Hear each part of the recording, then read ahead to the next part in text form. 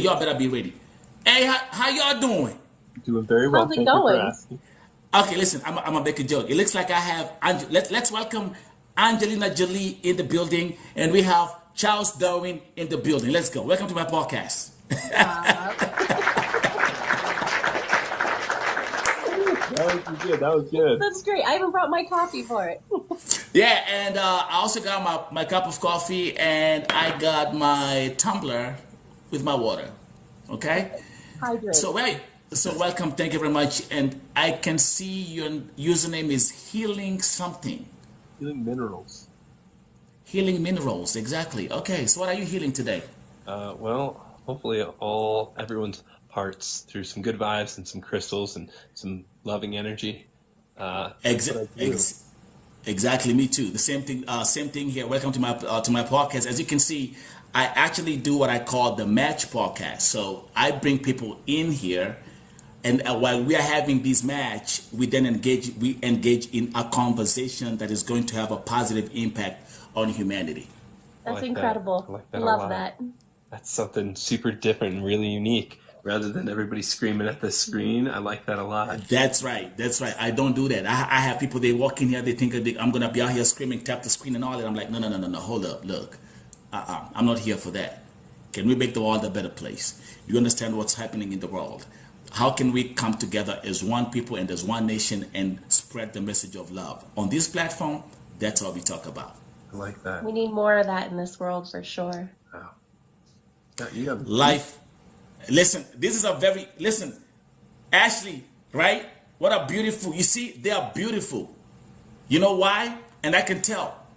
Because when I look at them, I see all I can feel is positive energy. Life is spiritual. Yeah. There's a reason why they are here.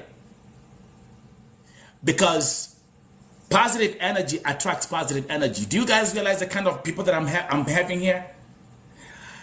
It's interesting that I said, well, let's welcome Angelina Jolie and Charles Darwin. Let me tell you something.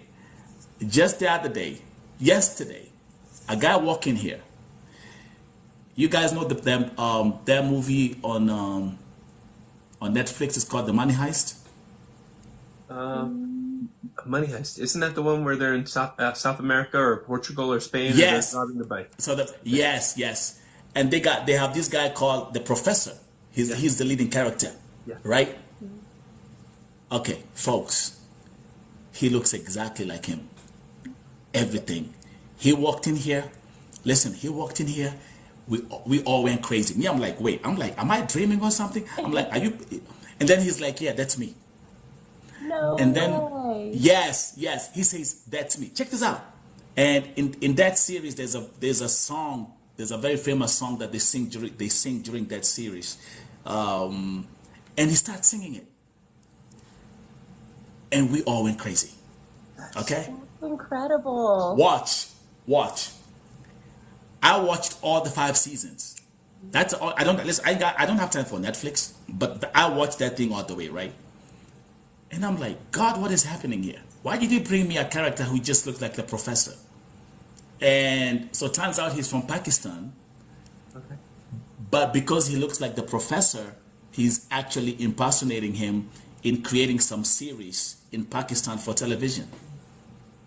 That's so That's cool. really cool. Yes, yeah, it was the best day. And now he's actually now coming back. He was here today. He was like, yo, you're the best guy I've met on TikTok. I'm like, yeah, thank you. So That's cool. I'm gonna give you an opportunity to talk to the audience and tell them what you do and share a message of love, because so much is happening in the world right now. You see what's happening in Palestine, you see what's happening in Israel, and it's such a sad thing. So talk to the people, talk to the audience. Let's heal the world. Let me put you on the hot seat for a minute. Yeah, I mean, it feels like the hot seat. Yes. I don't really know what to say. I know that in my life I feel like I do my best to go out of my way, make sure I'm slowing down for others. We were out to go get some groceries the other day, and when I always open the door for her. She doesn't open any car doors, and so I opened the car door for her. And I'm walking around. Man, take notes. I'm walking around. Take notes. to the I'm walking around the front of the car to my driver's side door, and there's a gentleman in the way. I said, "Hey, excuse me, buddy." I go to get in the car, and I looked, and I could tell it was a younger gentleman, younger kid. And I looked at him, I said, "Hey, you all right?" And he was like, "No." I got out of the car. I said, "Hey, you mind if I give you a hug?" And he just hugged me, man, and held on to it. And he must have been like, 15, 16, 17, just seeming like he's going through some life troubles, and he doesn't really have anybody to talk to. And that, this journey is all about what you are going through, that you come out of, that makes you stronger. And that you're the prize, and your loving heart, don't ever give that up. Whether it's a friend, a family member, or a loved one, or a buddy that you guys aren't aligning with one another, don't ever give up the kindness in your heart. Don't ever give up that patience to be, important and passionate towards one another, towards someone else. Hey, we're gonna go around too as we're having this conversation, because you came here for a reason, and I want to make sure the people, my audience, is loving what you are saying. Okay. They're used to my talk. I'm here all day talking. Okay, but it's always different to get someone else. I always tell my audience, take notes. The world has 7 billion people. Step out of your comfort zone and get ready to learn something new. At the end of the day, look at this. I've been putting people on a hot seat and asking them one question: what do you think about what's happening in Gaza right now? And people are asking me because, okay, of course, I was born in Africa. I grew up in Europe, and I'm in the USA. So I've seen the world in my young years. I can talk about life in Africa. I can talk about life in Europe, and I can talk about life in America. I've seen it all. And I tell them, look, nobody is winning this war. No. As long as I wake up in the morning and I can see all these babies being killed that have nothing to do with this war, nobody is winning this war. But the absence of love has given birth to hate, and hate is leading us to destruction. Don't you guys agree? Yeah, 100%. 100%. I think it's really sad to see how divisive the world has become. Yes.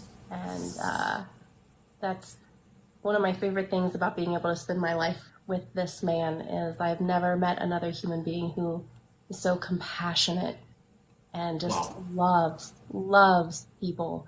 And now I get to see that rubbing off on my son, and he's picking up on the things that he sees Jeremy do, and the way that Jeremy shows up for me and other people. And now my son opens my car door for me, and he opened the door for me walking into his school today for parent-teacher conference, as my ex-husband strolled in front with not a care in the world for anyone else. And yes, I think if we could all just slow down a little bit and think more about others and less about ourselves, we would see a big change. Yes. Wow. Oof. Can I sip? Let me sip some coffee. I need some coffee. Let me sip some coffee. We're gonna call this match and coffee. That's what we're gonna call it. match coffee and good vibes. Okay, so let me talk to my audience. Are you guys loving this conversation? Are you loving what this beautiful couple is sharing with you this morning or this evening? Listen, my chat is full of love emojis right now. And let me tell you something, man. I should actually host. Let me actually follow you right away. I'm gonna follow you right away. And we're gonna do a special session where we're gonna talk about relationships, and I want you to come here as a couple and talk to people about it. And tell us why you're so happy and why you're so blessed. And what do you do? Look. Hey, listen. Look at this. Look at these two beautiful souls out here. Even when they look at each other, it's like the stars, like I can see the stars coming out, like I can see everything is glowing. So let me ask you this one question. What's the secret to such a beautiful relationship? Because I'm calling. Listen, I'm gonna keep on calling you Angelina Jolie, and I'm gonna keep on calling him Charles Darwin. Okay. Okay. I like it. So Charles, Angelina, what's the secret? Right? Yeah, go ahead. I think the biggest thing is communication with us. Hey, listen, I feel like a genius. You know why? Because that's what I tell people here the whole time. But thank you very much for confirming exactly what I've been saying. 100%. What do I tell you guys? It's Yes, all sir. about communication. It's all about communication. 100%. Yep. All Let's go. growing up, Let's my go. grandfather was a bricklayer, and I used to lay block and brick with my grandfather every summer growing up. And he used to Yes. talk about how important it is to trust the mortar. And he would always show he'd slap some mortar on a brick, slam another brick against it, That's and then right. just hold the one brick up and show how strong that mortar was and how that it could hold up the other brick. And That's that's right. the communication is the mortar in our relationship, and that's what holds it together. And there's not enough of that open, honest communication. Can you guys write that down? I've never looked at this thing from that perspective. Okay, listen. I'm super genius, but I've never looked at. She said what? It's like what? It's like brick and mortar. Yep. This is you. Take Yep. one brick, Yep. lay the mortar in the middle, Yep. slam it, Yep. and depending on how good actually even the quality of the mortar, Yeah, 100%. Quality It's of the that quality. is the quality of the mortar, right? Yep. Yeah. If it's too thin, it's not going If to it's too hold. thin, that. Yep. If your listen, if your communication is too thin, you know those of like, how you doing? I'm doing good. Yeah. You know those one-liners? Yeah, How was yeah. your day? You said, how was your day? My day was good. That's it. We always Listen, like to ask each other, how's your heart? Where's your mind? How's your soul feel? Give me 1 second. Give me a second. I'm a very good listener. You know what good listeners do? They take notes. Thank you. So what I'm gonna do is, so these are super questions. Hey guys, can you listen? Yes, exactly. Can you guys grab like a notepad and a pen? You have no idea the kind of blessing you're getting today. This is a blessing. This is divine. Life is spiritual, and I can feel the energy in the room right now. What you're watching here for you guys, what's happening right now, you have no idea the kind of blessing that is you're all getting, or we are all getting from Charlie and Angelina. That's Yes, very you love. sweet. I'm seeing Everything all. with this Listen, man is a blessing. I'm seeing all kind of comments. Some people are saying your smile is amazing. Someone is saying your beard is one of a kind. Yes, Oh, yeah. exactly. Okay, It's my favorite. that's it. You be like pulling it, like you be playing it the whole time. Let me give you a secret. Can I tell you something funny?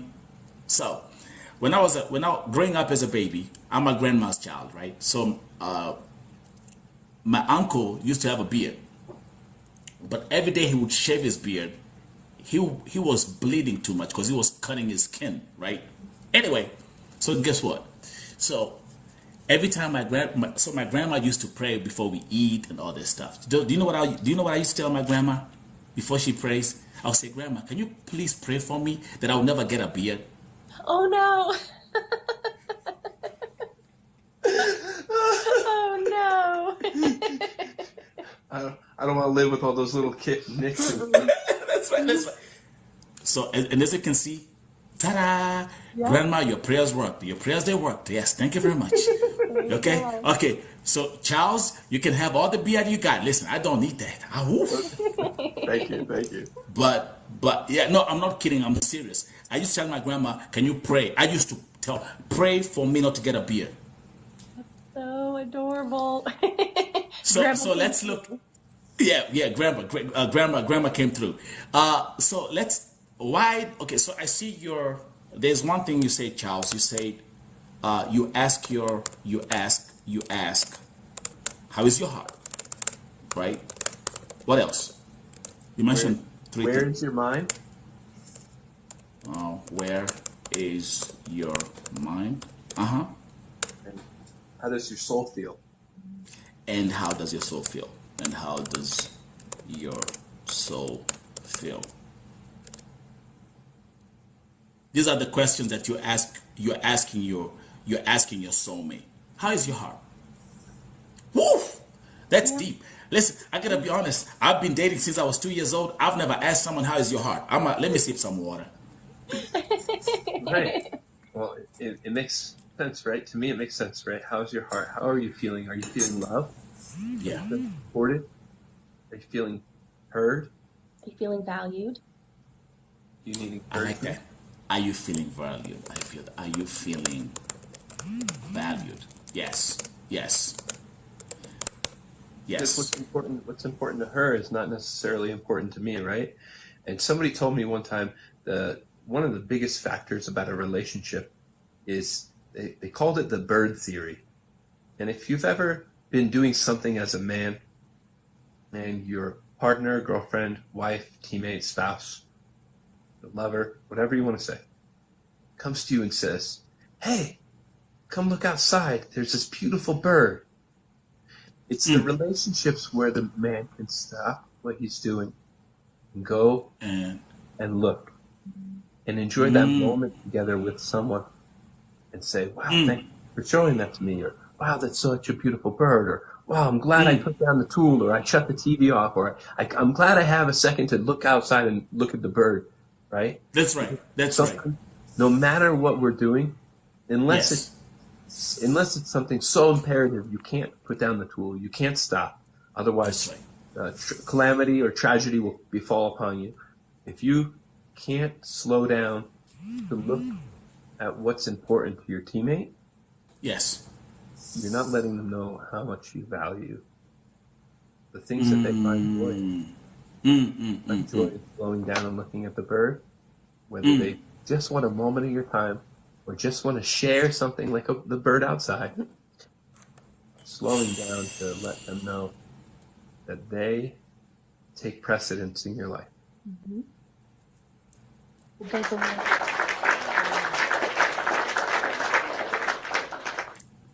And can you remind the viewers again, and can you remind my audience again where you're watching from again? Tell them. We're in Colorado. Colorado is in the building. Colorado. Yes, yes. And allow me to say, yes, I can listen. I've seen them all in my young years, and I can tell you, men in Colorado, they have that. The beard thing, you're blessed with it. Okay. Okay. I brought him in. Yeah. She reeled me in from another state. I did. I brought him in. So, Colorado, man, listen. I want to. There's something that these days. Let me. You all know that divorces are going up in all over the world. Okay. Where I come from in Kenya, they say these days. They say love is a scam. That's what they say. Okay. That's what they do. Okay. They say, oh man, this love thing is a scam. I was actually, before I started this podcast, I was watching the Jada Pinkett podcast talking about her situation with Will Smith. Okay. And we all realized we all got scammed because since 2016 they've been separated. And we all thought that they were together, and in the public eye we thought they were even together, even at the time when Will Smith slapped Chris Rock. Now, we are blessed with such an amazing couple all the way from Colorado who are so deep in love. Talk to the audience. Yes, guys. Yes, exactly. You'll be out here saying love is a scam all day. Yes, exactly. Every time I try to tell you, be together and love each other, somebody's saying, oh, love is a scam. Now, talk to them. Is love a scam?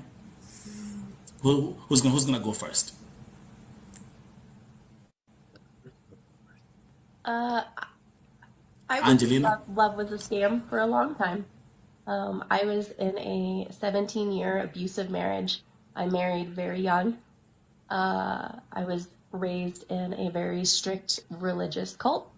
Got married very young, out of necessity and trying to make the family happy.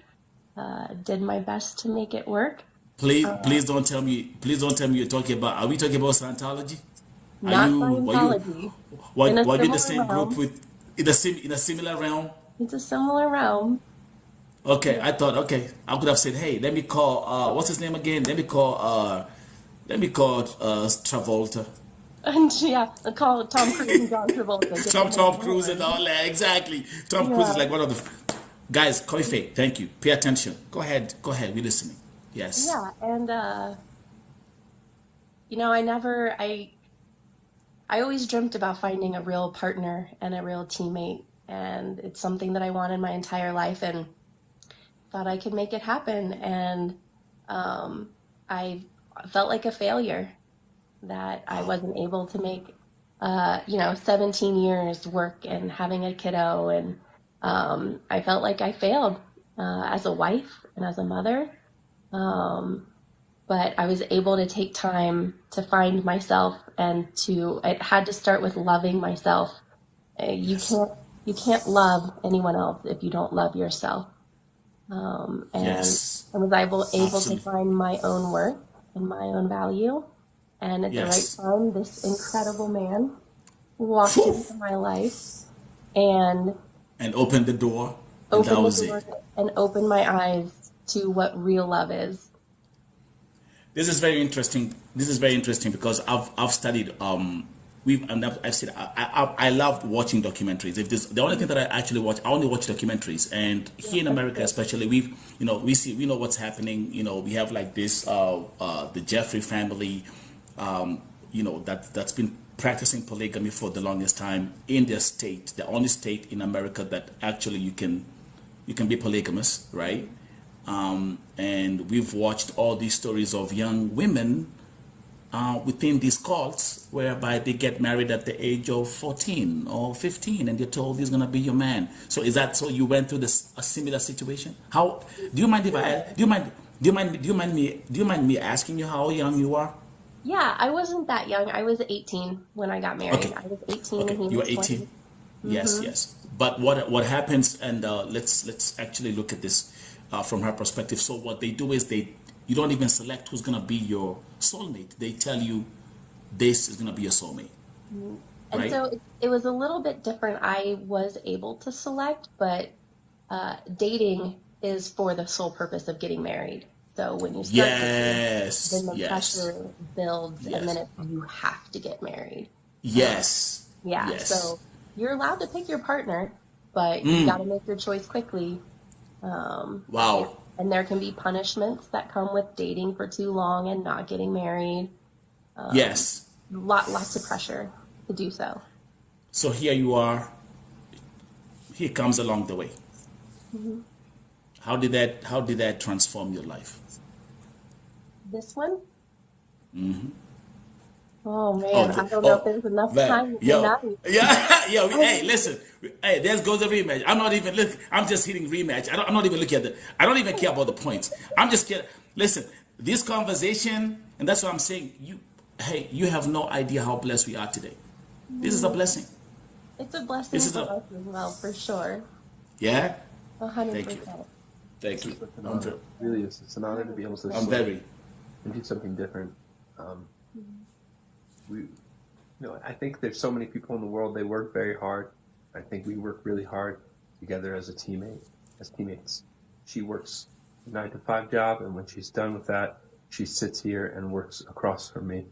I'm selling yes, crypto all the time to survive and provide, and yes, want to be a good teammate and a better partner and provide her with opportunities to do things she hasn't had a chance to do before. yes, And yes, she really sacrifices a lot of her time. But in the same right, we work so well together. When I was not being truthful when I first met her and told her I don't know how to cook. I don't know how to cook. I found out real quick he wasn't being honest. I So, know. so what did he say? Let's get Uber Eats. No, no. So I said, oh, let me try this cooking stuff one time. And I made Yeah, her like a scallops and zucchini and a side salad. She's like, yeah. fancy meal, you know.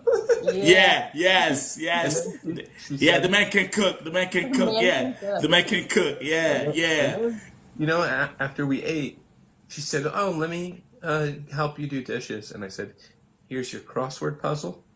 Here's a beer. Sit down. Just relax. Just talk to me. Do your crossword or talk to me, whatever you want to do. And then let me do the dishes, and I can do the dishes." I'm number 4 out of 5 kids, so I had 3 sisters, and it was always, Yes, you have to know how to make your bed, do your that's right. laundry, make the food, and clean up after Yes. yourself. I always tell people I'm the only child, but luckily my mom was so smart. She was like, "Hey, young boy, you're gonna go and stay with your grandma. Let me tell you something. When you stay with grandma, grandma Yep. don't play. Grandma don't play." I was in the 2nd grade, and she was like, "You know what? It's time to teach you how to cook.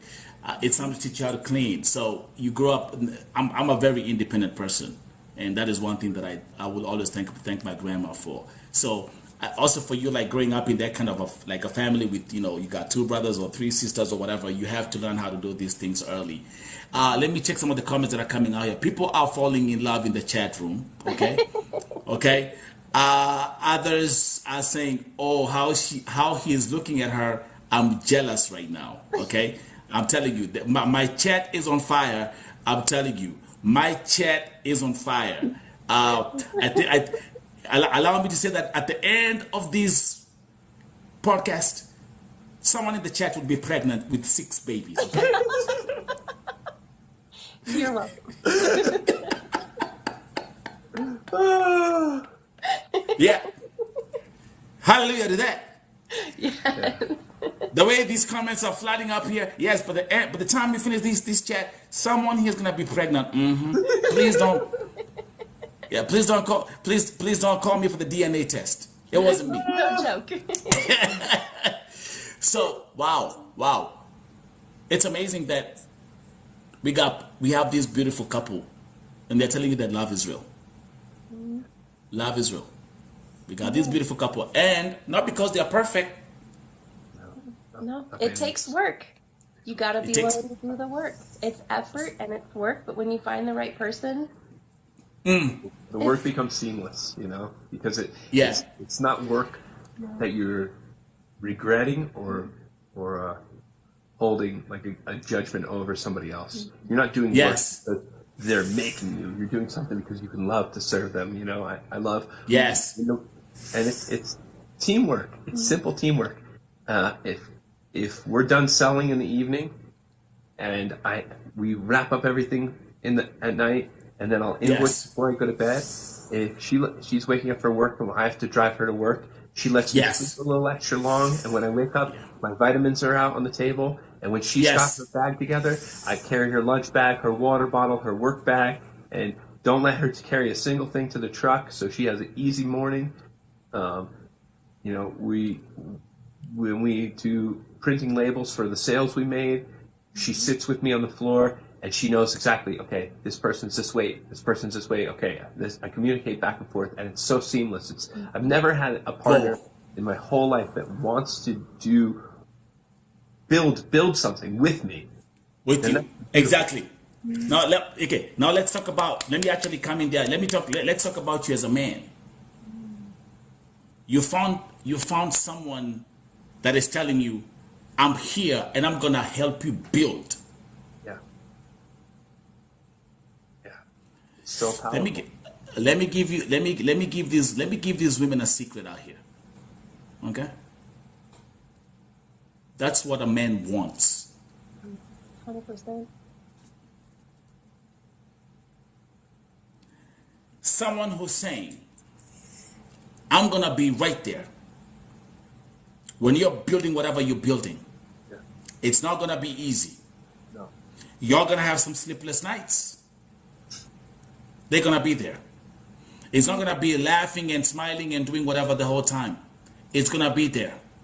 All these storms are gonna come. That days you're gonna be looking at those numbers, you're like, "Oh my God, how are we gonna survive for the next 3, 4, 5, 6 months?" Those days are gonna come. But what a man is looking for is a woman who says, "I'm gonna be here." That's no it. matter what. And to be that woman, to be in his corner, on his side, Mm. in whatever capacity he needs, is one of the greatest honors I've ever known. It's piece together because we are able to value one another. That's right. So we were dating long distance, and Whoa. after she Okay. left, Now that's gonna be okay. Now I'm gonna be put on the map. Okay. Woo. Okay. Buckle Charles up, Darwin, man. my dear God, Charles Darwin just came up here and messed my whole theory. Way to go, Charles. This is interesting. Listen, listen, I'm saying, listen. Just 2-3 days ago, do you know what I was saying? Do you know what I was saying here? What? With this microphone, I was screaming out so loud. I was saying, folks, long distance relationships never work.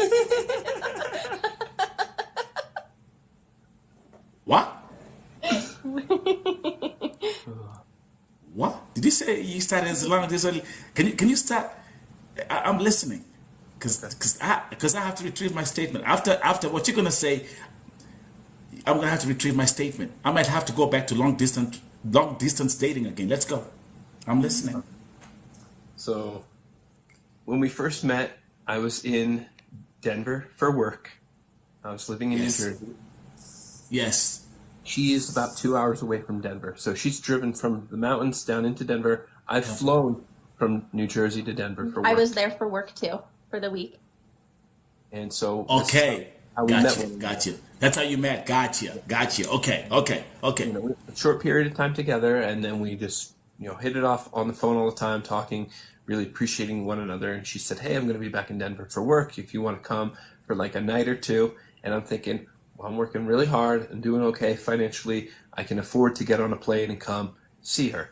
I'm thinking, all right, if I go see her for 2 days, maybe 3 days, see what happens, Yes. maybe have a good time, we'll see, And but I Yes. left my schedule open. I booked a one-way flight to Denver. So she, and after 2 days, she's like, "Hey, listen, we have 3 more days for the week. If you want to stay, you can stay with me." So I was like, "Okay, I'm going to stay." Stayed the whole week. She left. I hung around Denver for a little bit. I went back to New Jersey. I'm talking to her again. She's Yes. like, "Hey, some stuff is happening in her life. She's getting a divorce. Hey, I have this spot. If you want to come visit me for a couple days while I'm in an Airbnb, and it'd be nice to see you." Oh So I my came out God. for a week. Yes. I went Yes. back to New Jersey. So we're still dating long distance. She's, like I said earlier, she said earlier, she was in Jehovah's Witness, and she's like, "Well, I never was allowed to." I knew that. I knew that. I Yeah. knew that. When you said it's not Scientology, I knew it was Jehovah's Witness. I was going to talk about that at one point, but That let's was the one. continue. That's it. Yes, Jehovah's Witness. Yes. So she's. I said, "Well, so have you ever had a Valentine's Day?" And she said, "No, never." I said, "Well, this will be our first Valentine's Day, and we're going to be apart. We're going to be far away. What are we going to do for Valentine's Day? It's going to be a little different, a little weird." She's like, "I don't know." I said, "Well, do you have any plans?" No. I said, "Okay." I'm thinking, what am I going to do? And I just booked a flight like that, like on the 12th. The 12th. 12th. It was on Yes. Super Bowl Sunday. Super Bowl Sunday, February 12th. I booked the flight. And Yes. I flew out the next day on the 13th. Yep. Yes. 13th. And we celebrated Valentine's Day. And I haven't left. He hasn't left. And I will tell you a caveat, though. Okay? This is very important. In me not leaving and her just recently getting divorced, she has a son. Whoa. Her son is Whoa. sleeping in the other room. Yes. Because I didn't want to meet her son yet, because I wanted to continue to build with us. Yes. You stayed out. You said you stayed outside the space Every to week. build. Every week. So 4 times a month, I have to buy a rental car. I have to buy an Airbnb. I have to eat out dinner by myself alone to be away, so I can give her son the respect to be time with mom and us build. And I did that for It's emotional, bro. 4.5 months. That's a lot of money to put into That's a lot of being alone. That's a lot of money. That's a lot Bro, of planning. That's being away. And I bro, can't bro, do bro, it. bro, bro, bro, bro, bro, bro. Oh my God. Bro, yeah, it's okay. Yo, let it out. Let it out, cause So when you care about yo, something, you love them. that's right, You bro. put effort towards doing the things that make you uncomfortable, Yeah. that are Yes. difficult, Yes, yes, yes, yes, yes, yes. that are hard. Oh But my you win together. God. Mm-hmm. Yo, my God. Can I say something, man? Can I just say something, man? And this, I'm gonna say this from a man to another man. I know you're gonna live to be 255 years, That's the plan. and may God keep you together, cause this is such an inspirational story. I'm the kind of person who operates, like I always keep on telling people here, life is spiritual. Mm-hmm. Let me listen. My chat is people are going crazy. Okay? People are going crazy in the chat. Someone is saying, sacrifices for the love, beautiful. I like the fact that he respects the son. Yeah. This man had to do everything, made the ultimate sacrifice just to be with the person that he loves. Let me actually speak on, now let me speak as a man.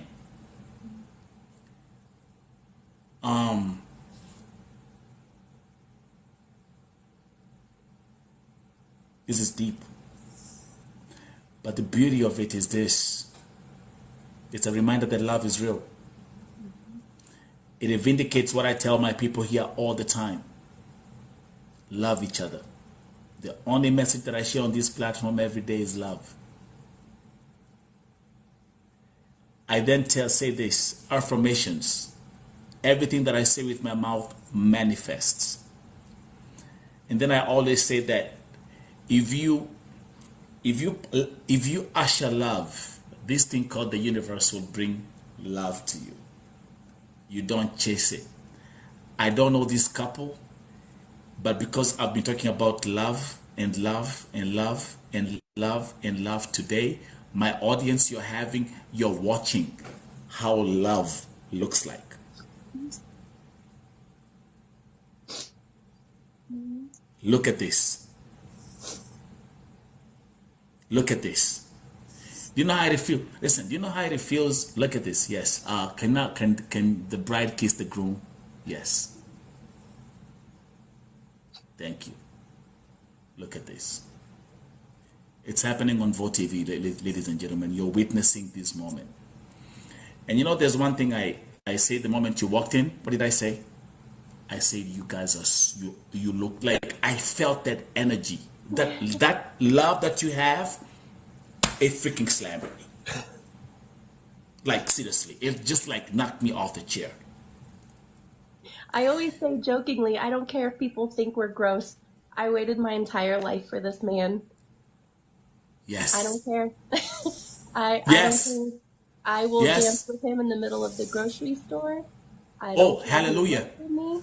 That's right. I That's don't care right. what anyone thinks. That's I right. waited my entire Who life for this cares? man. Who cares? Mhm. Who cares? Do you know, listen, let me tell you something, man. Do you know what it, do you know what it, yo, a man crying for a woman right here on a platform like this, telling a story? Yeah. You know what that means? Mhm. Marsh, shout out to all the gifters. Shout out to everybody who's out here crying. Not everybody's out here crying. Someone is even asking whether you have a brother. I have a brother, but yeah, fortunately, he's been married for 32 years. He's an amazing man as well. You know, he taught me Duh. a lot Yeah. of other things. My dad Yeah. my dad is still alive. Fortunately, he's a great man. There were Yes. some things that he did that I didn't agree with or align with growing up, and my brother Yes. showed me the opposite of the. My brother, his wife could say the craziest thing and completely be wrong. She could be looking at you in the eyes and tell you the sky is neon green, and my brother would My say, mother will say. "Yep, she said it's neon Yes. green. It's Yep. neon green." Yep. Young Green. That's right. And you know what happened? He said, I said, "Why would you stand up for your wife when she says something so outlandish and foolish like this? She's What wrong." did he say? Because I love and respect her. I will always protect her. In public domain, I will always have her back. When we are together by ourselves, that's the time to say, "Honey, I love you with all my heart. But The sky's not neon green. yes. Yeah. Yeah. Yeah. Yeah. Yeah. Yeah. Yeah. But you know what? I will never make you a fool in front of anyone else. Ooh. Ooh. Ooh. Ooh. Ooh. Ooh. Ooh. Ooh. Ooh. I'll never make you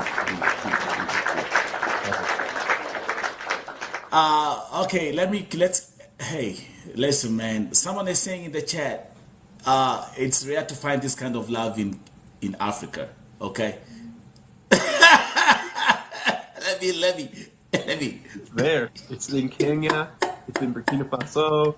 It's in Mozambique. It's there. It's Guyana. It's there. You know, it's there. It's not. Oh my God, she's crying. My God, you guys, listen. Y'all gonna make us cry the whole time. I like it. Make them cry.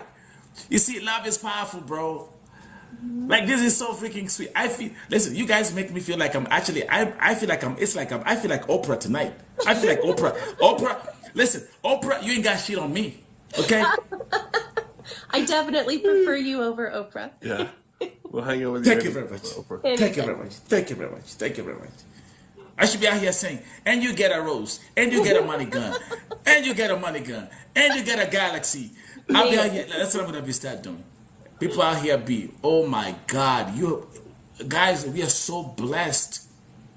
Oh, guess what? Guess what? I got someone who's in the chat I gotta give a shout out to. Yeah. My American brother. His name is Pepsi. That's what I call him. That's his name. Okay. Can you say that again? Pepsi. That's what I call him. I see you. He's out here. And by the way, oh no, he doesn't have a beard. No, he shaves his beard. But I'm sure if he let his beard grow, you'll have the same kind of beard. Rock a beard, good. He's saying he's loving this conversation. Thank you very much. You're being blessed with pure love today. You're being blessed with pure love today. And this is a wake-up call to all of us. That love is real. That you have to work. You have to put in the work. I love your story, bro. Especially like that part with the fact that you stayed out for 4 months because of the respect for the son. Like, I'm not there yet. We're going to be doing all these things outside. We're going to be having our dates outside. But I'm going to prepare myself for this moment. Let me tell you something interesting. And that's why this is so, it's such an emotional session as well. 63% of my audience are women. 99% of them are single mothers. Huh? So can you imagine the kind of conversations I'll be having on this platform? When I try to talk about relationships. Because guess what? There's a single mother just like you. Who's worried about who's gonna come and accept me the way I am with my child. It's tough. It's tougher for women than for men. Do you agree, my brother? It's tough. It's tougher for a woman than for men. But he's giving us the blueprint of what he did. Someone is saying, can they be coming when they have time, please? And by the way, guys, because this is VOTV Primetime Show, I'm going to actually give you a bonus. you're going to be able to watch this session on this platform again and sit down and take notes. And we're going to call it VoTV Love Podcast. Yes. That's great. Do you guys, if you have any questions, keep on dropping them in the chat. The comments, I'm seeing my chat is just glowing. I'm just seeing love emojis in the chat, which is good. Because that's the only thing which we are feeling tonight. Somebody saying, in fact, in Africa, it's hard for single mothers. Yes. Yeah. Mm-hmm. I think there's a big difference between a boy and a man. Mm-hmm. And a man will steady the course, prepare himself, make sure that he's preparing a space, keep safe the woman that he cares about and loves. And that encompasses her child. I don't have to be her son's father, dad. I was about to get to that. Yes. And also as a man, for all the things that he did wrong to her, he worked very hard to be a good father to his son. So I will give him credit for that, you know? But he's teaching him how to do boy things, how to hunt and fish, you know, how to go outside and ride a motorcycle. He's teaching him how to be boy things. I'm teaching him how to be a man, how to respect and love women, how to be a provider, how to budget, how to slow down and enjoy your company and your meal. That's right. How to laugh and play and have time for games. How to cook and be a teammate. We cook. When he's here, we cook. We do the dishes. He's not sitting on his phone and playing. That's right. He's over. We're doing the dishes together. We're a family. Yeah. Yes. We sat at the table. We ate together as a family. Yes. We're doing the dishes as a family. My father's favorite phrase, he used to say to me all the time, the only place success comes before work is in the dictionary.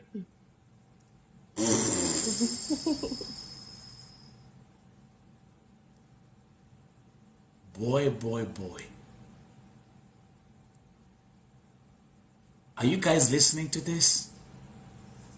Yes, I understand. Yes, people are, yes, the love emojis are beautiful, cute. Keep on dropping them.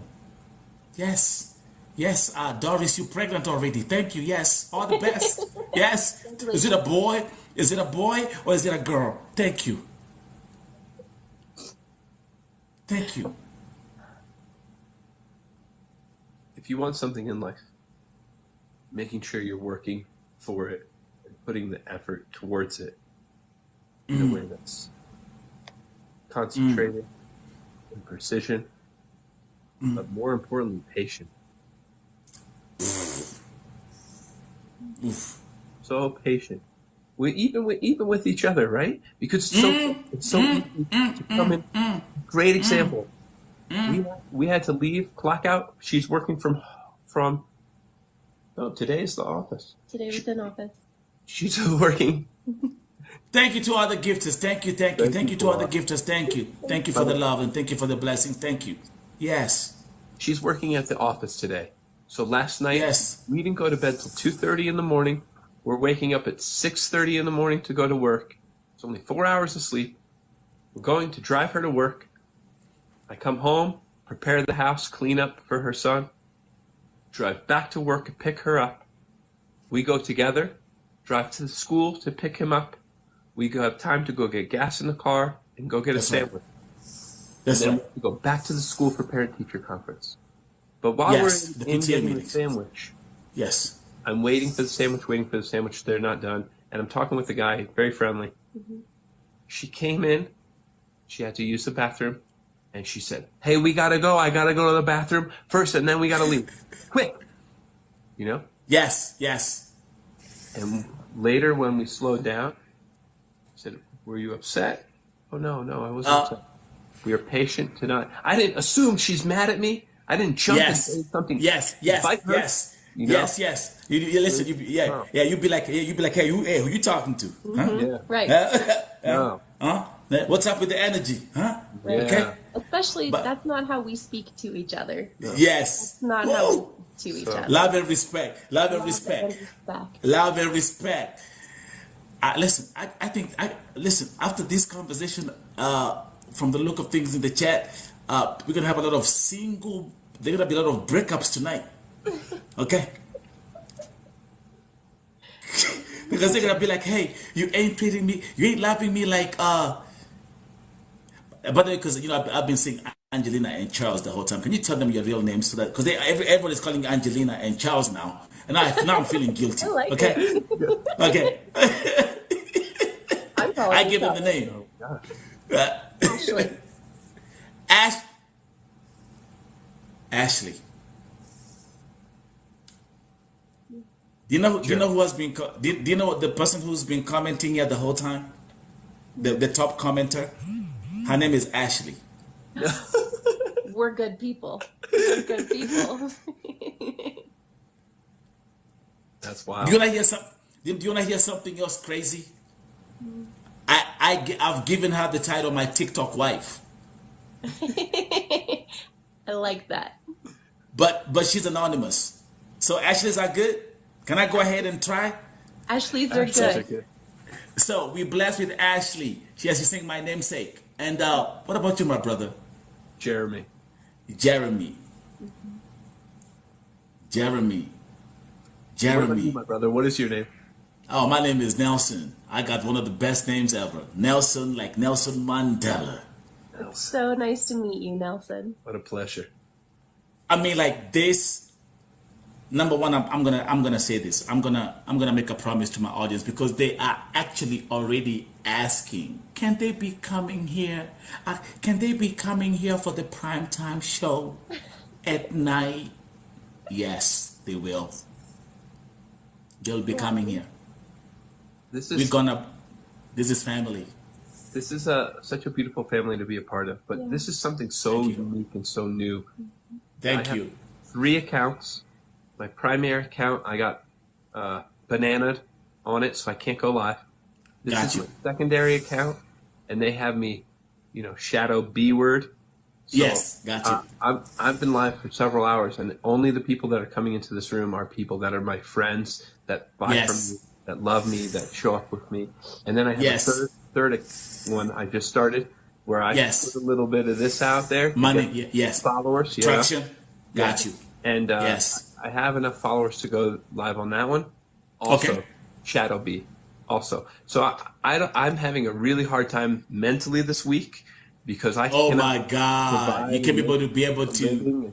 Yeah, usually it's like I'm working, several hours a day. I can make what I need to make, and we're good to go. But that's right. I don't ever do battles. I don't ever do invite with other people. I really don't ever. So you're probably like the 5th person we've ever had in a live. But everything happens for a reason. Yeah. Now let me tell you my story. I have a very huge platform. But there's one thing I never used to do. I never used to accept battles. I never used to pick matches. Until 9 days ago. No way. Really? Yes. That's wild. Wow. Until 9 days ago. And I'm going to tell you, something changed here. Like, I feel like God added, and like the way God is a master comedian. I'm going to tell you why. Okay? Yeah. Number one, he will never give you everything as one whole piece. He'll give you something in bits. He'll be like, this is your mission. Okay? And you are going to be only ready for the next mission if you finish this mission here. So, me being a voice for the oppressed, me being someone who's been raising awareness about human trafficking, me being someone who has rescued victims of rape, victims of sexual abuse, victims of physical abuse, all this stuff, I've done it all. And I kept on telling God, but look, God, I have so much in me. I got so much knowledge. I want to come and teach people about digital marketing. I want to teach them about AI. I want to teach them about this. And he was like, not yet, brother. You're going to finish this. This right here, you're going to finish first. Thank you, Winnie Pats. Thank you. People are loving this. Man, people are loving. Listen, people, my chat is going crazy. So anyway. So on October 7th, like we all know, we woke up in the morning and unfortunately we watched people being massacred who had gone for a party somewhere. And I'll never forget, it was October 7th. I was born on the 7th. 7 is my number. And I sat there and I stared at the TV. And I said, you know what, God? I don't want to take any gift that you've given me to the grave. I want to let it all out. And I'm not going to hold anything back. You've blessed me with a platform, yes. Yes, there are 8 billion people in the world, yes. I want to share this with the whole world. And I came here on that day. And I gave a very emotional speech and I said, you know what, guys, things are going to change here on this platform. You ain't going to find me speaking Swahili here all the time like I'm used to. Because there's someone who's in Japan who want to listen to me. There's someone who's in China who want to understand me. There's someone who is in Singapore who want to understand me. So we're going to change things here. It's going to be tough. So when I gave that speech, they never understood what I was talking about. But I told them something is going to change here. And then I started accepting the matches. And then I'll have like an amazing entrepreneur from Florida. And then we'll engage in a conversation. And I'm like, welcome to my podcast. So when they come in here, they think they're coming to battle. Like we're gonna start screaming, tap the screen, or people are here yelling. You think this? Listen, guys, this is crazy. I was watching another battle the other day. It just came on my time feed, and I found this lady. She was pouring milk on herself because the person who was, you know, the way they do what they're competing, like pour milk on yourself and more milk. And she's going to the fridge and she's getting milk, and I'm like, this is crazy. You look like a witch right now. This is crazy. So, when people come here, now they get surprised because they find someone who's like, hey, welcome to my podcast. Yeah. And then they go like, And then I go, hey, what do you have to share? Where are you from? Just like the way you walked in, what do you do? Yeah. And then it starts going click, clack, click, clack. This guy, his priority is not the match, it's the conversation. Yeah. And I can tell you, I've had the best 9 days of my life. Incredible. That's so Jeremy, I've had the best 9 days of my life. And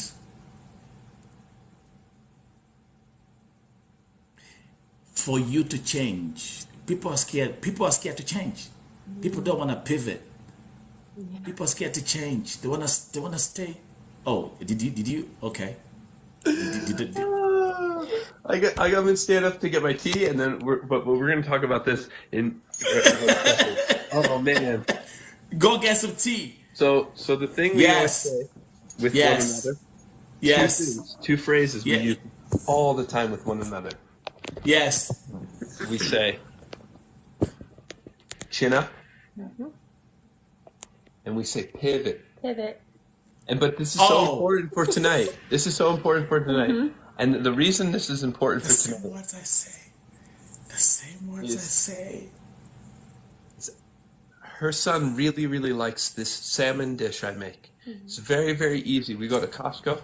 We get a big salmon. We put it in a glass. My favorite. My favorite. Yes. But we pour capers on top. And we chop up one sweet onion and 2 tomatoes. So simple. Done. 4 That's ingredients. right. Okay. That's right. Yes. 375, 1 hour. Let it sit in the Pyrex dish. Perfect. Don't cover Winnie it. Pets. He can cook. He can cook. He can cook. And now check this out. Let me tell you, by the way, you want to hear something interesting? guess what was before I gave up. I gave up my job a year ago to fully focus on building this platform. Jeremy, everything about food. When you walk in, listen, the story of DV Advocacy is the story of what we talk about. Ulia ukiwa kwa Mercedes Benz ama ucheke ukiwa kwa baiskeli. Jadi kware. Yeah. So Okay, story yeah, wait. Let me ask that question. Before the DV Advocacy onge. Let me ask a question. Ulie ukiwa kwa Mercedes Benz ama ucheke ukiwa kwa baiskeli? Type hapo chini. And this goes out to all the women. Type hapo chini. Type. Thank you. Shout out to all the new followers. Type hapo chini. Shiro. Okay. You prefer crying God above all? Okay, wait. I prefer crying. Okay, DV Advocacy, the floor is yours. And guys, listen. Just listen what you'll talk about. Just listen. Welcome, DV. So where do you want me to start? It's long because it's still going. I know it's long. Okay. Listen, if you had 5 minutes to tell your story. Okay, I'll tell you story. It's true. It's true. Akianza kuongea, it will take us until kesho. But let's do this. DV Advocacy, I'll give you 10 minutes. 10 minutes to tell this story. Yeah, okay. So I'll tell you this. I'll tell you my story. I came from Kenya in 2010. Got married on a boat in Sydney Harbour. Very rare wedding. I got married in Sydney Harbour on a boat. On a what? Very intimate wedding. Wait, yeah, listen. On a yacht. I gotta make sure they listen. On a boat, on a yacht. That was my exclusive wedding. It's still on YouTube, by the way. If you look for my full names, you'll find me over there. September of 2012. By Mzungu. September 2012, which is the first day of spring in Australia. By Mzungu. It was Mzungu, right? Yep. With my nice, cute white man. Handsome white man. Then I took Kazawa Toto. Niko na watoto watatu. I have 3 kids. I wish my mother can just give me 5 minutes. Thank you, mother. Okay. Sorry. So yeah, and then 2019,